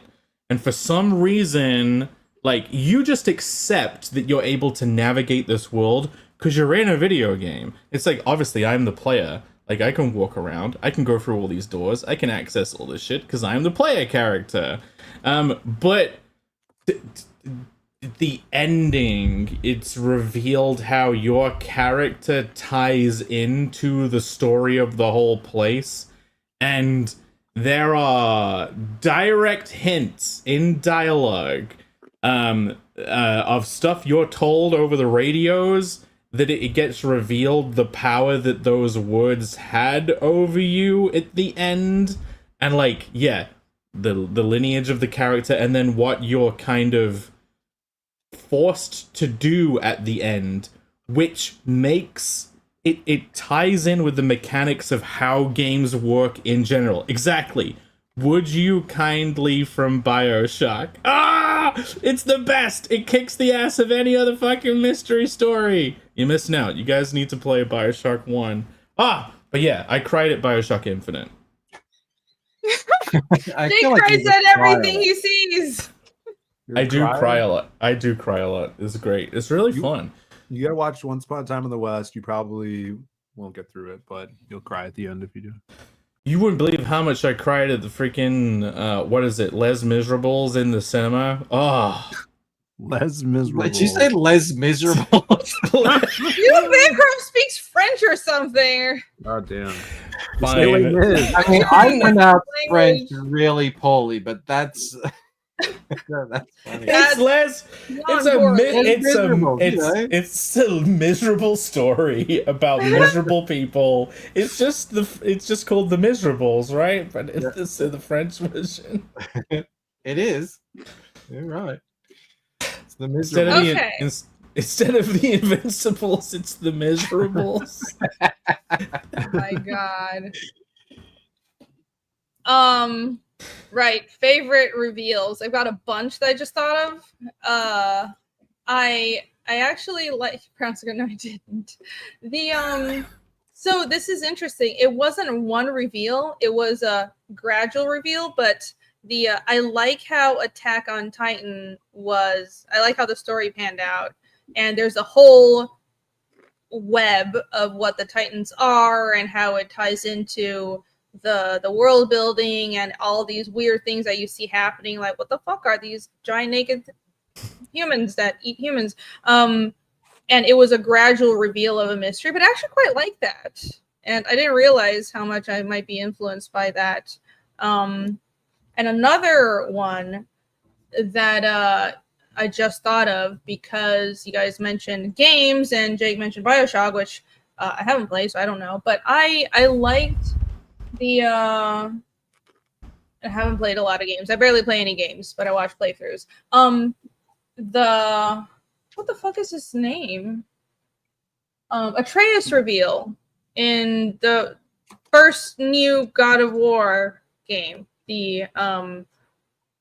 They just call it God of War. They didn't give it a second title, but I like that one a lot because of Viking stuff. Yay. And I mean, it's such a touching story. I thought it was very well structured, and I love that reveal at the end about Atreus. I played that game. I have no idea what you're talking about. I don't remember. You played to the end? Everybody knows, though, because the second game is already out. Atreus is Loki. No, he's old. He's Kratos. The second game wasn't as good. From the future as his own son. Okay, yeah. So he's part giant, and he's Loki. And if you know Norse mythology, it was kind of cool to see all those things tied in. And yes. Anyways, Rini listens to the Viking sagas to go to sleep. I don't, but I should probably. I'll just wake up speaking Old Norse. And I just thought of another. Jake keeps mentioning time travel, and some of my favorite horror stories are all time travel ones. There's this horror movie called Devil's Pass, and it's a bunch of young people that go and retrace the steps of the hikers that died in the Dyatlov Pass incident. And something happens, and they find this military underground facility, and they encounter these creatures in it, and the reveal of what those creatures are at the end has to do with time travel. And I like that. I thought that was cool. And there's another there's a short film that was just this YouTube project that's like 13 years old, but I think it's called No Through Road. And it was just cool to see those when you do time travel and it works out well and it's an interesting reveal and it's not bullshit. That's very impressive because it can be very easy to fuck up time travel. So I like that as well. I just wanted to mention those. But yeah, that's it. I only watched the porn version. Of course you did. All right. So anyhow, thank you very much, everyone, for joining us. I know it's late, so much appreciated for sticking around for this presentation. You guys are awesome. And Alex also sent member for 40 months. Thank you so much. Alex says, wow, it's late. Let me post what I have. Thanks again to the Creative Block for another great episode. Thank you for being here. And thank you to the chat for the support of these great creators. Even Bancroft. Well, especially Bancroft for joining today and filling in for Pear. Much appreciated. It was a great discussion. I'm just sad we never got to discover the mystery of whatever is growing on Jake's finger. Oh my god! I've been looking at it, and I'm just getting concerned. More lumps. You should probably see a doctor. Okay. More lumps. Lumps. Oh my god! It's probably in like spider eggs. That's what I'm saying. It's an insect that has burrowed his way into his hand. Yeah. That's my medical recommendation. My original take was like, okay, there's a couple of bumps. If we just stay at this, I'll be fine. And then more of them have there's sprouted. a lot of medical things where you're like, you do the guy thing of it'll be fine. I don't need to see a doctor until I'm dying. Like, you should probably get it looked at. It really is progressing. There's like Jesus Christ. About like 5 new baby lumps. Okay, we don't need to know. Just go see a doctor. Have you squeezed them? Huh? Have you squeezed them yet? Squeeze them into the camera. I'm gonna. Well, here's probably where I fucked up.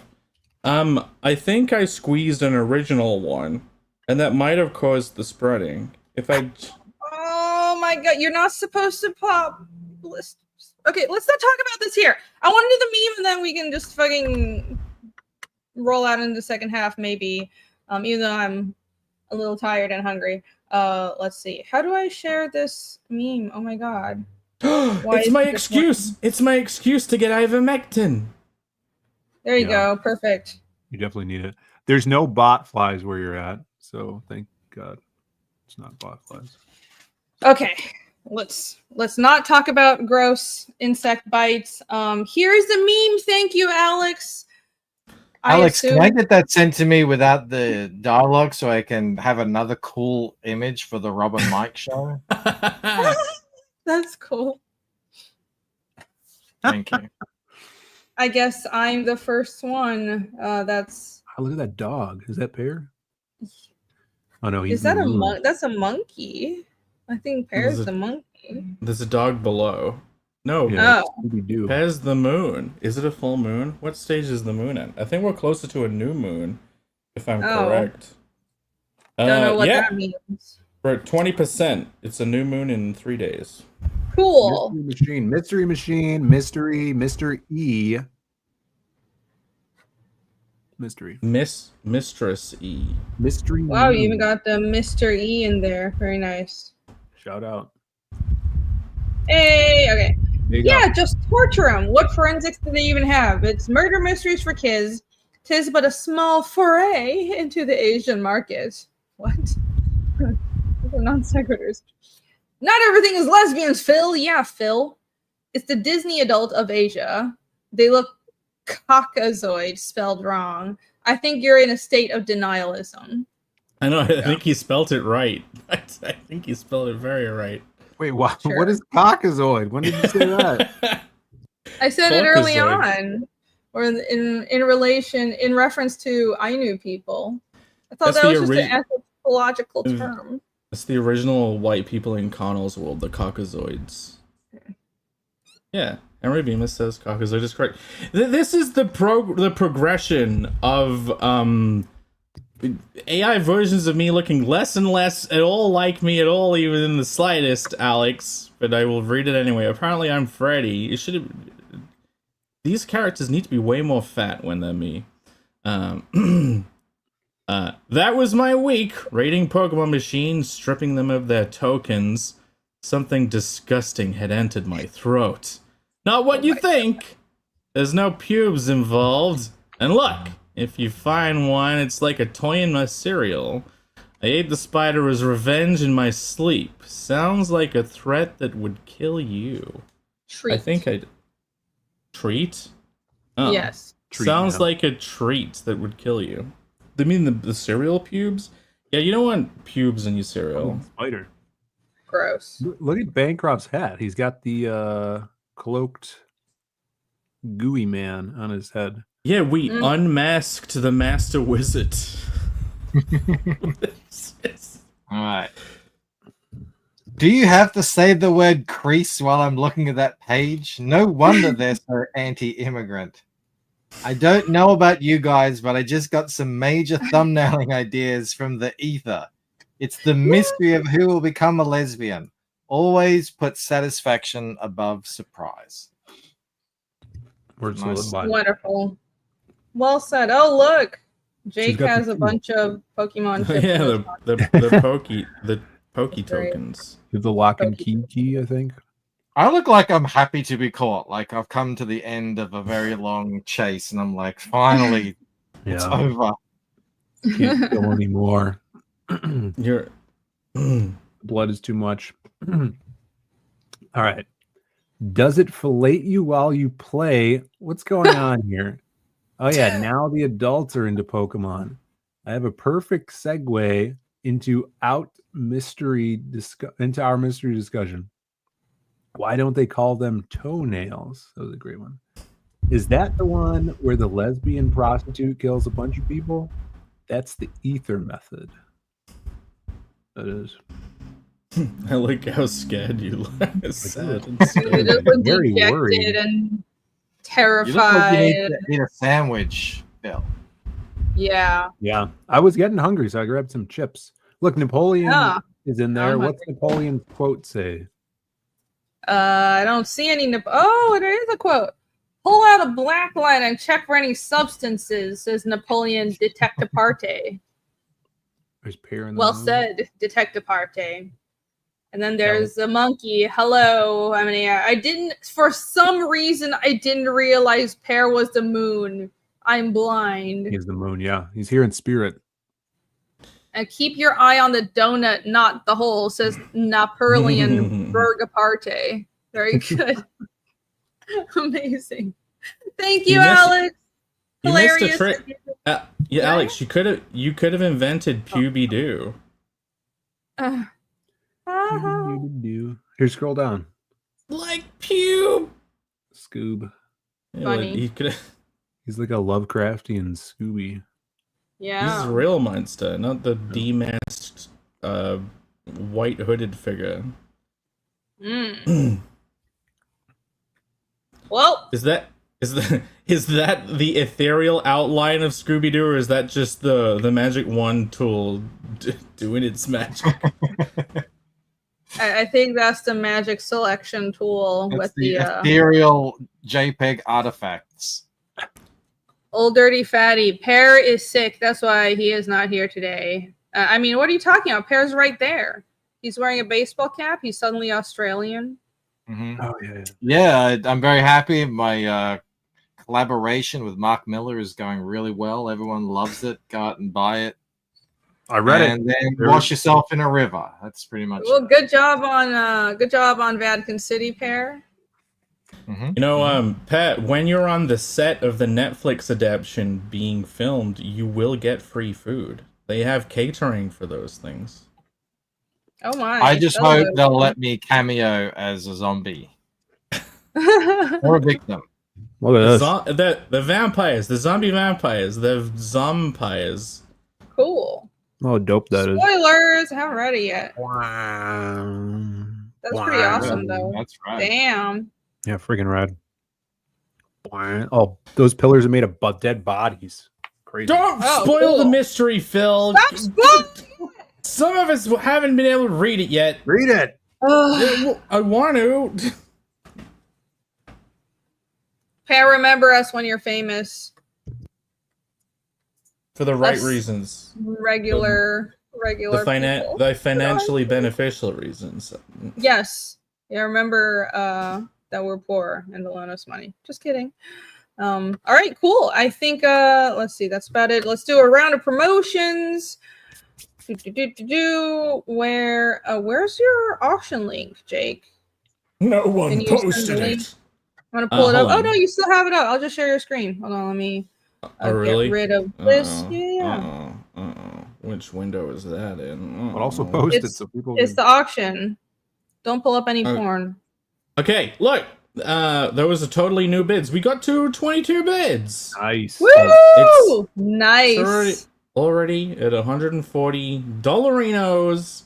You know, people are really interested in the pube factor. The more we talked about this lovely, clean surface that these are on, this very, very, very clean surface, which may be the bottommost surface of the room.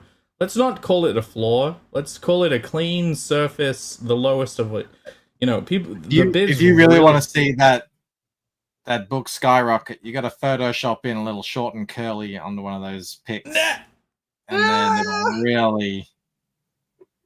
Okay, if you guys win this auction, you get to reveal the mystery of which page the mysterious hair is sandwiched between. And the blood. Sealed away. But yes, this is the auction for number 69 of 69 of the Nippon special. Look, hand numbered, and the 9 looks good this time. It doesn't look like a nipple. I made a big jumbo space. I realized whilst numbering the sketchy starts that having the number section on the actual inside cover on the other side made it so difficult to number them because you're having to write on the bended surface. But yeah, corrected that. Now it's on this inside page. It's very easy to number these, is all I'm saying. So you get a nice non-nippled 9. Well done. There you go. If you would like this and all the prints and all that stuff. Oh yeah, you get Jake also screw all over the floor. Then go a bit. There's on not this a floor. It's a clean surface. Yes, but yeah, yes. you get the It's print as clean as Mo points out a public restroom can be. Oh God. You know, I've been in some pretty clean McDonald's toilets in my life. So yeah, pube free. You have? Yeah, there's good McDonald's toilets out there. This wasn't taken a photograph on the floor of. Oh my God, you're really selling it. There you go. So look, we just got a new bid. Now it's 23 bids, and Yay! I won't dox the bids, and we're 145. No, we will not. So yeah, we will close this next week. Thank you all for bidding so far. Very grateful. You guys are awesome. Well done. Hell yeah. Oh, you know what? I do have a reveal. What's your reveal? So on the unrelated to this, we are getting ready for the Kickstarter version of Connell. On the stream I did earlier today, I revealed, because I have the artwork for the very special new amazing cover and I showed off a sneak peek at the new guest cover, and I could share that now. Are you guys ready for the big reveal? I have seen the full cover. It's amazing. There are only 2 people in this world who have seen the full cover, and it is 2 of them are on this stream right now. Dun, dun, dun. Guess who it is? Yeah, it's not Phill. It's not me. I haven't seen it. Phill is feeling decided. Even Jake has. Phil's like, I got left out. He hasn't shown me. Okay, no real friend. Here it is, the epic new guest cover. Wow. Oh my god. Look, you see? That's a great highlight. So whose much fingernail blush. Whose fingernail could that be? What could he possibly be holding? What Alex shape on the left. And why is it bandaged up? Oh my goodness. But yeah, we're gonna be launching the Kickstarter on the 19th of next month. That's the penciled in date. And yeah, I don't know when I'm gonna start revealing the cover proper, but here is just sneak peek. And if someone guesses the artist based on literally this, then I might reveal them early. But yeah, you can't just get 10 million guesses in one stream like Victor was trying to do. Yeah, I'm super excited. This cover looks amazing. Yeah, excited to reveal it fully. Awesome. Fantastic. I'm disappointed. Yeah, Phill, I guess you're not his real friend anymore. Yeah. Mm-hmm. Phil's gonna see it after this stream. I don't want to see it. If I'm not the first, I don't even want to see it ever. I only got it yesterday. He's like, no, you can't fix this. Okay. Wait a second. And then next, our honored guest, Michael Bancroft, Lucent. Here is lucentcomic.com. We are almost 4 weeks away from launching this, which is equal parts exciting and terrifying because I have so much to do. But we'll get there. We'll sort it out. Yeah, Fractured Mind, much like Fiendish 2.5, is a prequel one-shot story, action-packed, set inside a dream, where I think a lot of little answers might be forthcoming in this one. People have been wondering about. Maybe if it's not the whole answer, at least, you know, you're going to have a lot better idea about certain things. So it is definitely worth getting. If you're reading the main series, you get a lot more. It's essentially, it'll be when Ella met Damon in a dream. And yeah, I'm very excited to bring Rod Looper's art to life. It's looking amazing so far. It's very difficult. Oh my God. Shoot me. But it's all worth it. All worth it. Well, what you've shown looks amazing. Yeah, it's gonna be awesome. That panel right there, that looks beautiful. Yeah, I decided I've never had done glows before in the Lucent, maybe here and there on a piece of fire or something. But I thought, you know what? Let's do it. Let's go crazy. Let's go wild. So I thought I'm going to put some glowing effects. I think it really has elevated. Also, shout out to Jake for the coloring assist. We went through his methods, and I didn't quite take what he did, but I liked the look, so I figured out a way for me to do it. And yeah, I couldn't be happier with it. It's all got to do with layering things on it to get that effect on the skin where you get like different colors and stuff. And it just, for some reason, it just really elevates the whole thing. Like elevated. Damn. No, I'm glad. Yeah, you have color across the gradient basically. It looks really good. But yeah, are you hand painting in where you're coloring it differently, or no? It's one soft brush layer, and then a new and then I do my normal, cut and grad technique on top on another layer on top of it, and where it sort of like meets in the middle, you get that cool effect. So cool. I really don't have to change really much of anything that I'm doing. It's just one extra step, but it's so worth it. No, you wouldn't want to change it too much because it needs to look like the exactly. That's why when I started playing with what you're doing, I was like, oh, this is too different to what the rest looks like. The reason I want to color it is because I want it to all look like it's part of the same thing. So it is interesting how much the coloring has made this just look like so similar to one of the regular books, the main series of books, even though it's drawn by a different artist. Yeah, someone said, funnily enough, I can recognize your work like that. And they were talking about this. That's awesome. Like, perfect. That's funny. I got similar comments about Fiendish 2.5. And I think it's because it was a different artist and a different colorist, but Rushbrook was trying to ink like me, and Jake was trying to color like Nick for consistency. So some people thought it was the same team. Yeah, it's good. It's the same series. There's no pink and green glow fests in the Fiendish 2.5. No, it was Jake being toned down. But yeah, you can sign up for the email list. Be sure to do that right here. Yep, there'll be a discount for anyone who's signed up. There'll be a coupon code that will be sent out before it goes live that you'll be able to use and get a small discount on. So it's definitely worth getting. It's going to be a shorter book, so it will be cheaper than the normal ones. But you get it for even less just by signing up. Awesome.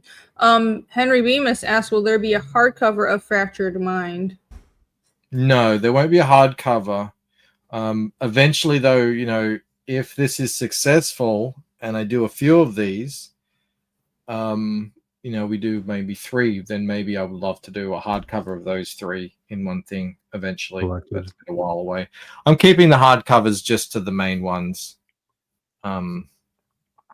Because they're, minimum 60 pages. Okay. This is only 30. 36. Sense. I don't even know if you can do a hardcover for 36. You probably could, but you probably can, but gonna be skinny. Yeah, you'd need it. It's better to get a collection of them in a hardcover. Yeah, the main books are hardcover. Awesome. Alrighty, and thank you for posting the link to that, Alice VRB. Everyone can go there. Is thelucentcomic.com. And then next we shall do another email list that you can sign up for is this. Dun, dun, dun. Yes. Guys, go to Zade Comics, sign up for our newsletter. I just did a newsletter email not too long ago to talk about the fulfillment wrapping up and the auction that we're doing. Last week we just showed off, actually I have a copy of it right here. Last week on the Diaz Brothers show, we showed off that we're bringing something new to Heroes Con and cons coming up, which we will be putting on this site. So it's supposed to be signed up. I have a proof copy of the collected issue of The People. Whoa. Awesome. So people that didn't see the stream last week, this is something new. I just put the order in last Friday, and these are going to be blank sketch covers for those of you that are collectors out there. It's the first time The People story is printed full size. It was originally just ash can size, a smaller size. So you get to see all that awesome tones, beautiful black and white art from Dan Dahl and Avery Butterworth on this thing. And it's issues 1 and 2 collected. It's going to be a very small run. I think we only ordered 100. And I'm going to be sending some out to artist friends. And we're going to be putting some on the site. And we'll definitely have them at cons this year. So really nice thick stock. So artists out there could do Copic colors on them. So super excited. First time ever doing a sketch cover. It's going to be super dope. I can't wait to see people's rendition of the people, and the silhouette is also in this story too. Henry Bemis has a question for you in the chat, Phil. Henry Bemis. This one? What I want to know is, why does the Comics website not have any pics of their merch on the bathroom floor? Yeah, well, we're getting there. Maybe one day. They'd sell better. You know, you need the floor bean, the Shelby pube bean. You're not like money. Why aren't you throwing your comics on the floor? Where is the bathroom floor pube bean? Exactly. I feel like the pube and the shell bean go hand in hand. It's like, don't tell Shelby that. Phil does not want that to. Phil would not want that to become a meme, and he ever has to even consider that becoming a real thing. Yeah, maybe one day we'll put them on the floor. But yeah, that's where you guys can get books right now, shirts and all that cool stuff. Working hard on the Western, which trying to get that out this year, or the first issue 0 of that. I'm really excited about that. It's coming along great. And then the auction that ends tomorrow. We'll be closing that out tomorrow on the stream. Awesome. Psycho Slumber book. Thank you for the link, Alex, for the auction as well. Go bid on that. Lots of auctions going around. The Jake's auction and Phil's. There we go. And sub to Zaid Comics. There's the link that I was looking for. So go there. Oh yeah, thank you. Some person's link in chat. Mucho gracias. I don't know if Jake is there, but I'm here. Oh yes. Okay. Sorry. Yes. I was. I'm returning. I'm walking down the hall to get back to the desk. And returning. Yes, this is Connell the Barbarian. The amazing, hilarious comedy that has all the world building you'd expect from someone who cares about what they're making. We're gearing up for the Kickstarter release, which will have all new stuff. Nothing that is available on the Indiegogo is going to be like repeated over. So, you know, yesterday in the stream when I was talking about the Nippon special, I think it was Jolly Green was asking, like, will people be able to get the new stuff on can't remember what it was. It was like combine their orders. And yes, so I know there are some people out there. We have like 16 throbbing package backers, the hardcore collectors.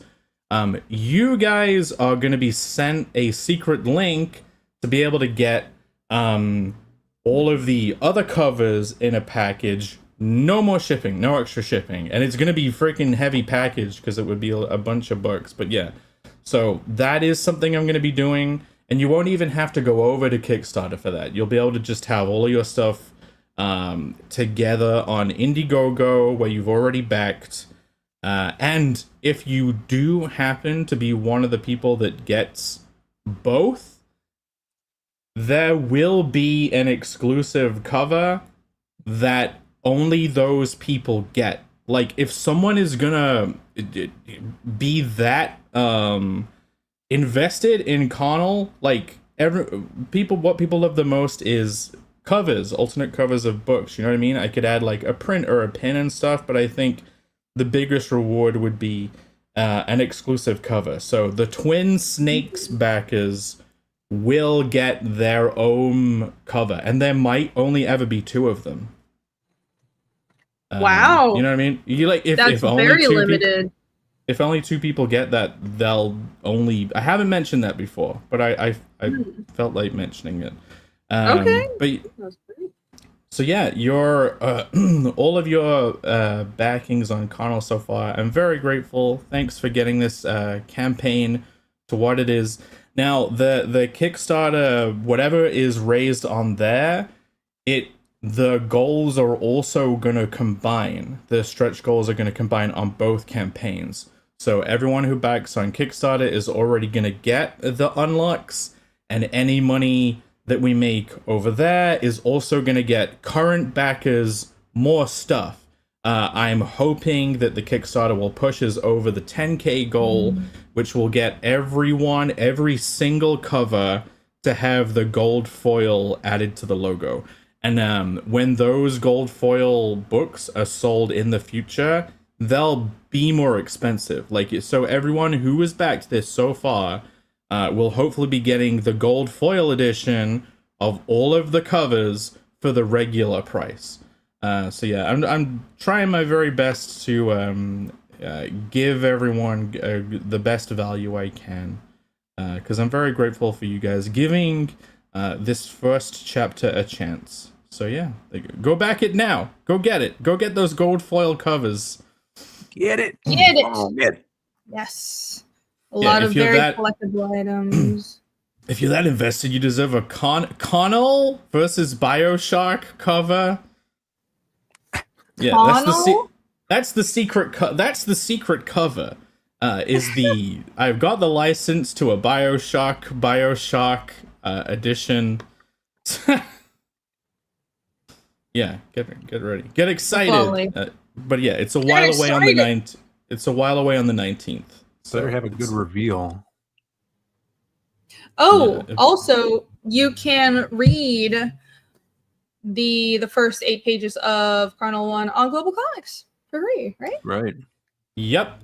In fact, you can read the full chapter in vertical on Newgrounds, and we have nearly 13,000 views of the vertical version of the story on Newgrounds. So yeah, the first 8-page preview is out there for anyone who wants to check out what Carnal is all about. Global Comics and vertical on Newgrounds. I just think people usually check this stuff out on their phone, and I'm pretty sure like Navigate. It has the panel by panel on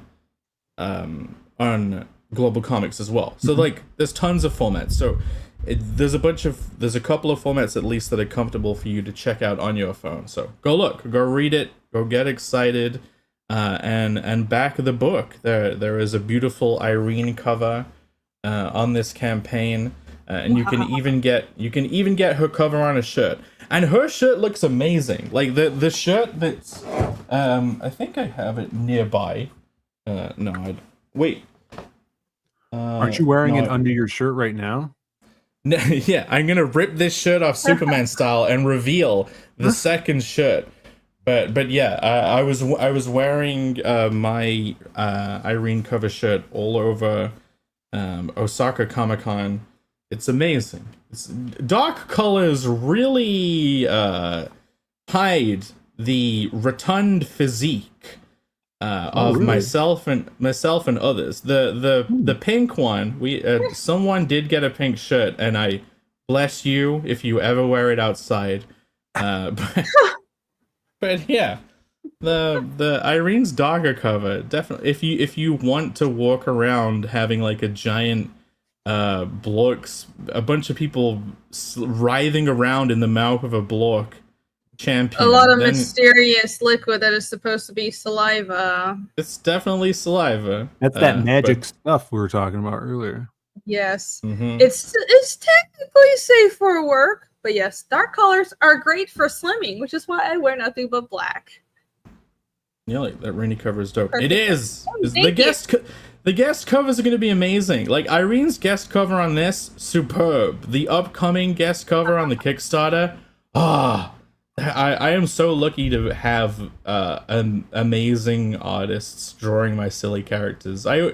I can never do the designs full justice. You know what I mean? When a true artist actually draws pieces with them, it's like, yes, this is what they're supposed to be. This is the full life they're supposed to have. So yeah, I'm very lucky. Still, well, it's a great story with talked a lot about how Carnal is boobs and comedic fantasy, but you have a lot of world building in there, and there is actual structure and a very good story. So I hope you guys also realize that. Say again, Bankrupt? Will I cry? Yeah, how many times am I crying during this book? I would hope that it eventually does wrench tears when, like, the full spectrum of Connell's life experience is revealed. But yeah, that's definitely the long form mystery. But it's there's big reveals, there's mysteries to the world. I'm trying my best to put the heartfelt stuff in. That's like the magic of good comedy, grounding it and giving it depth with the heartfelt moments. But yeah, definitely a big focus on trying to get as many jokes as possible on each page, and creating this ridiculous world that you will never want to leave, with layouts that suck you in and keep you sucked in. You'll be sucked in for hours whilst you're reading a Connell book. On that note, yeah, the great sell. Back Carnal to be sucked in. And speaking of Global Comics and our stuff that's on there, dun dun dun, Fiendish is also available on Global Comics. I have chapter 1, 2, and 2.5. You can each chapter has a free preview section, and if you join as a member on the website, which you should, because they have a huge catalog. They have Dark Horse and DC and a bunch of other publishers, as well as a lot of indie stuff. And part of the reason I do appreciate this platform so much is they don't treat indie creators and even solo self-published books like they're less worthy of attention than traditional publishers, and something by, it's like there's actual customer service there. They care about the comics itself, and I've had a great experience on the platform, so check them out. A membership is definitely worth it because there's just so much content to read, and all of Fiendish is on here in both English and Japanese. And I assume that if you're watching the stream, you primarily speak English, but I do have the series in Japanese. I do have to put up the Spanish version. I just got reminded of that. Ollie, I saw you were in chat. I've been busy. I apologize, but I'll have the Spanish version of both on here and on the website. I do have those books, and I'll put them up in the store stat. But yes, English, Spanish, and Japanese, branching out with. They do they have a YouTube channel as well, and do like updates and like little spotlights on there, and shorts they've been starting to do. I've seen Global Comics. They you could buy the actual digital downloads off of Global Comics for books if the creator sets that as well. Mm-hmm. Oh, cool. Yeah, I noticed they were starting to do YouTube stuff. Are they doing like a weekly YouTube show talking about stuff that's on the platform? I think I haven't seen anything live, but I noticed they're doing like one weekly video. Yeah, that's what I guess I meant. Whatever, just like spotlighting different stuff, or Yeah, that's because I was thinking, it'd be good if they did like a weekly magazine style thing where they talk about stuff on the but no, doing a weekly video presentation, you know what I mean? Like showing stuff on the platform. That's really great. That will get it out to more people too.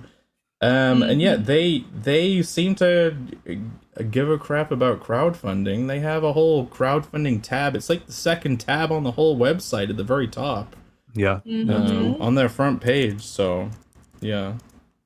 Very true. And I just got an email from them. You've made money on Global Comics today. Yay! Was it like you rich? $2? Yeah, 2 cents. Better than nothing. Yeah, it's cool Better though. than nothing. It breaks down how much money you've gotten from each title. It's like, it has all the titles and stuff, and then you can go in analytically and see how many people have read that this week and how many pages they've read of each title. It's very cool. Yeah, that's true. The analytics and the crowdfunding stuff that you can link to it's all very cool. It's a very well thought out platform, very multifunctional. So go check that out. And speaking of crowdfunding, guess what's in signups now? Fiendish 3. Oh my! So go to Indiegogo and sign up for this to get an exclusive trading card. I got my trading card artist on the actual trading card art right now. It's going to be, I think the exclusive trading card will be one of Freebie. That's Ragna's grandmother. It's one of the shamans. So that card will only be available to people who sign up right here that are on this specific email list. So you can sign up to the Fiendish website email list, but so far we have just over 400 people who have signed up to this specific Indiegogo sign up page, and you have to put your email in here for a chance to get that trading card. It will be a secret perk on the Fiendish 3 campaign. I'm planning to launch in the next month or two. I was going to launch in June, but then it seems like everybody and their mama is launching in June, so maybe not June, but it'll be summer because, my God, I can't keep waiting. This book needs to get out. And I'm freaking thumbnailing chapter 4. Like, I need to get this book out so I can do chapter 4. I got a little too enthusiastic and started doing those layouts. But yes, as for how the book is coming, all the layouts have been done forever, obviously. I've been inking pages. Took a break from it because I've been absolutely slammed with traveling and convention, and I'm still traveling, but I'm trying to get settled down here so I can work on pages again. And my colorist, as you can see, Nick, is working on pages too. Here are some snippets of work that he's done, and he's telling me that he's going to have the first 11 or 12 pages done soonish, like this week. So that's good. We're moving forward, and I'm hoping to launch soon. So be sure you sign up for this book. It is a main chapter, of course. So last book was 2.5. This is Fiendish 3. We'll be going to Thalfrin, and there's going to be a good mix of action as well as more reveals with the mystery. I'm so proud of this book. You guys are going to love it. And will not want to miss out on it. So go here right now. And also on the website. Wait, where is the actual website here? If you are completely and utterly new here, which I assume you're not, but if you are a viewer who has never watched one of my streams and does not know about Fiendish, go right here. Fiendish is my fantasy mystery series. There is a whole website that I built right here where you can read the comic. You can read a huge preview section digitally, and you can also read the whole comic digitally on the website. I have a website reader that has a PDF download within it. You can buy chapter passes. That's what the passes section is for. But if you'd like to find out more about it without delving into, without chilling out any money, you can just go through the about section. I have the character profiles, I have a world map, and all kinds of other nerdy stuff that I don't know if anybody looks at it because it's a lot of reading, but I put it on here anyways because I put in the work, and I'm going to fill the website with all of this nerdy world building stuff. So there you go. Here are all the chapters, and we even have a nifty cover guide. So there's a lot of content on here. If you'd like to find out more about Fiendish, go to fiendishcomic.com, and chapter 3 will be coming soon. Launching Monday. Yeah, if only. I am not ready to launch Monday. I might be being a little too, I don't know, what do you call it? Hesitant or perfectionist about it, which does tend to happen. It's been so long since I launched a campaign. It's like, I know I need to launch, but I want it to be perfect. I want it to look so good. I want the trailer to be so good. 2 weeks till June. That's you, Bancroft, and Pear launching stuff for that. Oh, Pear has that campaign also going right now, Disintegration Street. Where you check that out. Yeah. He really dropped the ball by not being here this week. You know? feel like his career is going downhill. Good immune system. Why did he have to get sick? It's all his fault. How dare he have a normal mortal human body? Yeah. He's not licking enough what are those doorknobs. He's not licking enough floor-based editions of 69 numbered books. Yeah. He's not washing himself in the river enough to give himself that protective film of just general slime, you know? I hope his fingers look better than yours, Jake. I hope so too. I'm pretty sure that's a pretty low bar. Here's his eBay. I don't have a link to Disintegration Street. I'll just use the one that Alex just posted. But thank you very much, Alex. Go check that out. Yes. I'm excited for that. Support Pear as well while you're doing that. And this is Pear's eBay. So go buy some stuff from him so he can pay for all the meds he's going to need to tackle back our books so we can be returned to health. Pear is sick and probably dying of the plague. Jake has the plague and has boils erupting on his fingers and is going to lose a hand. I'm having teeth ripped out of my head. So this is why you guys should buy our books and support our auctions and stuff. So because we have medical bills. There you go. I feel great. Yeah, I don't have any gross maladies. Look at Phill actually caring about not eating oil, going to the gym. Mr. I don't have any mysterious growths. Okay. Anyhow, I am fucking starving, and I don't think I have the energy to do a second half today. It's been a very long show. It's almost 4 fucking hours. So I think I'll call it a show. Thank you all for joining me. Thank you to the chat for being here. You guys are champs. I know it's super late in America land right now. So you guys are the absolute best. Don't forget to hit like and subscribe to my channel if you haven't yet. Next week we'll be on whose? Is it Phill? It should be Pear's channel. Yeah. Oh yeah, it's Pear. Okay, so hopefully he's not dead and it'll be on his channel. Great. Yeah, that'll be awesome. I'll be streaming tomorrow. Bancroft will be streaming after me. It's gonna be good. Launching Infinitale Chronicles 2. Oh, nice. Yeah, great. That's another fantasy series. I'm excited for that. It's a good book. Alrighty. We'll see you guys next time. Bye. Bye. Bye. Goodbye.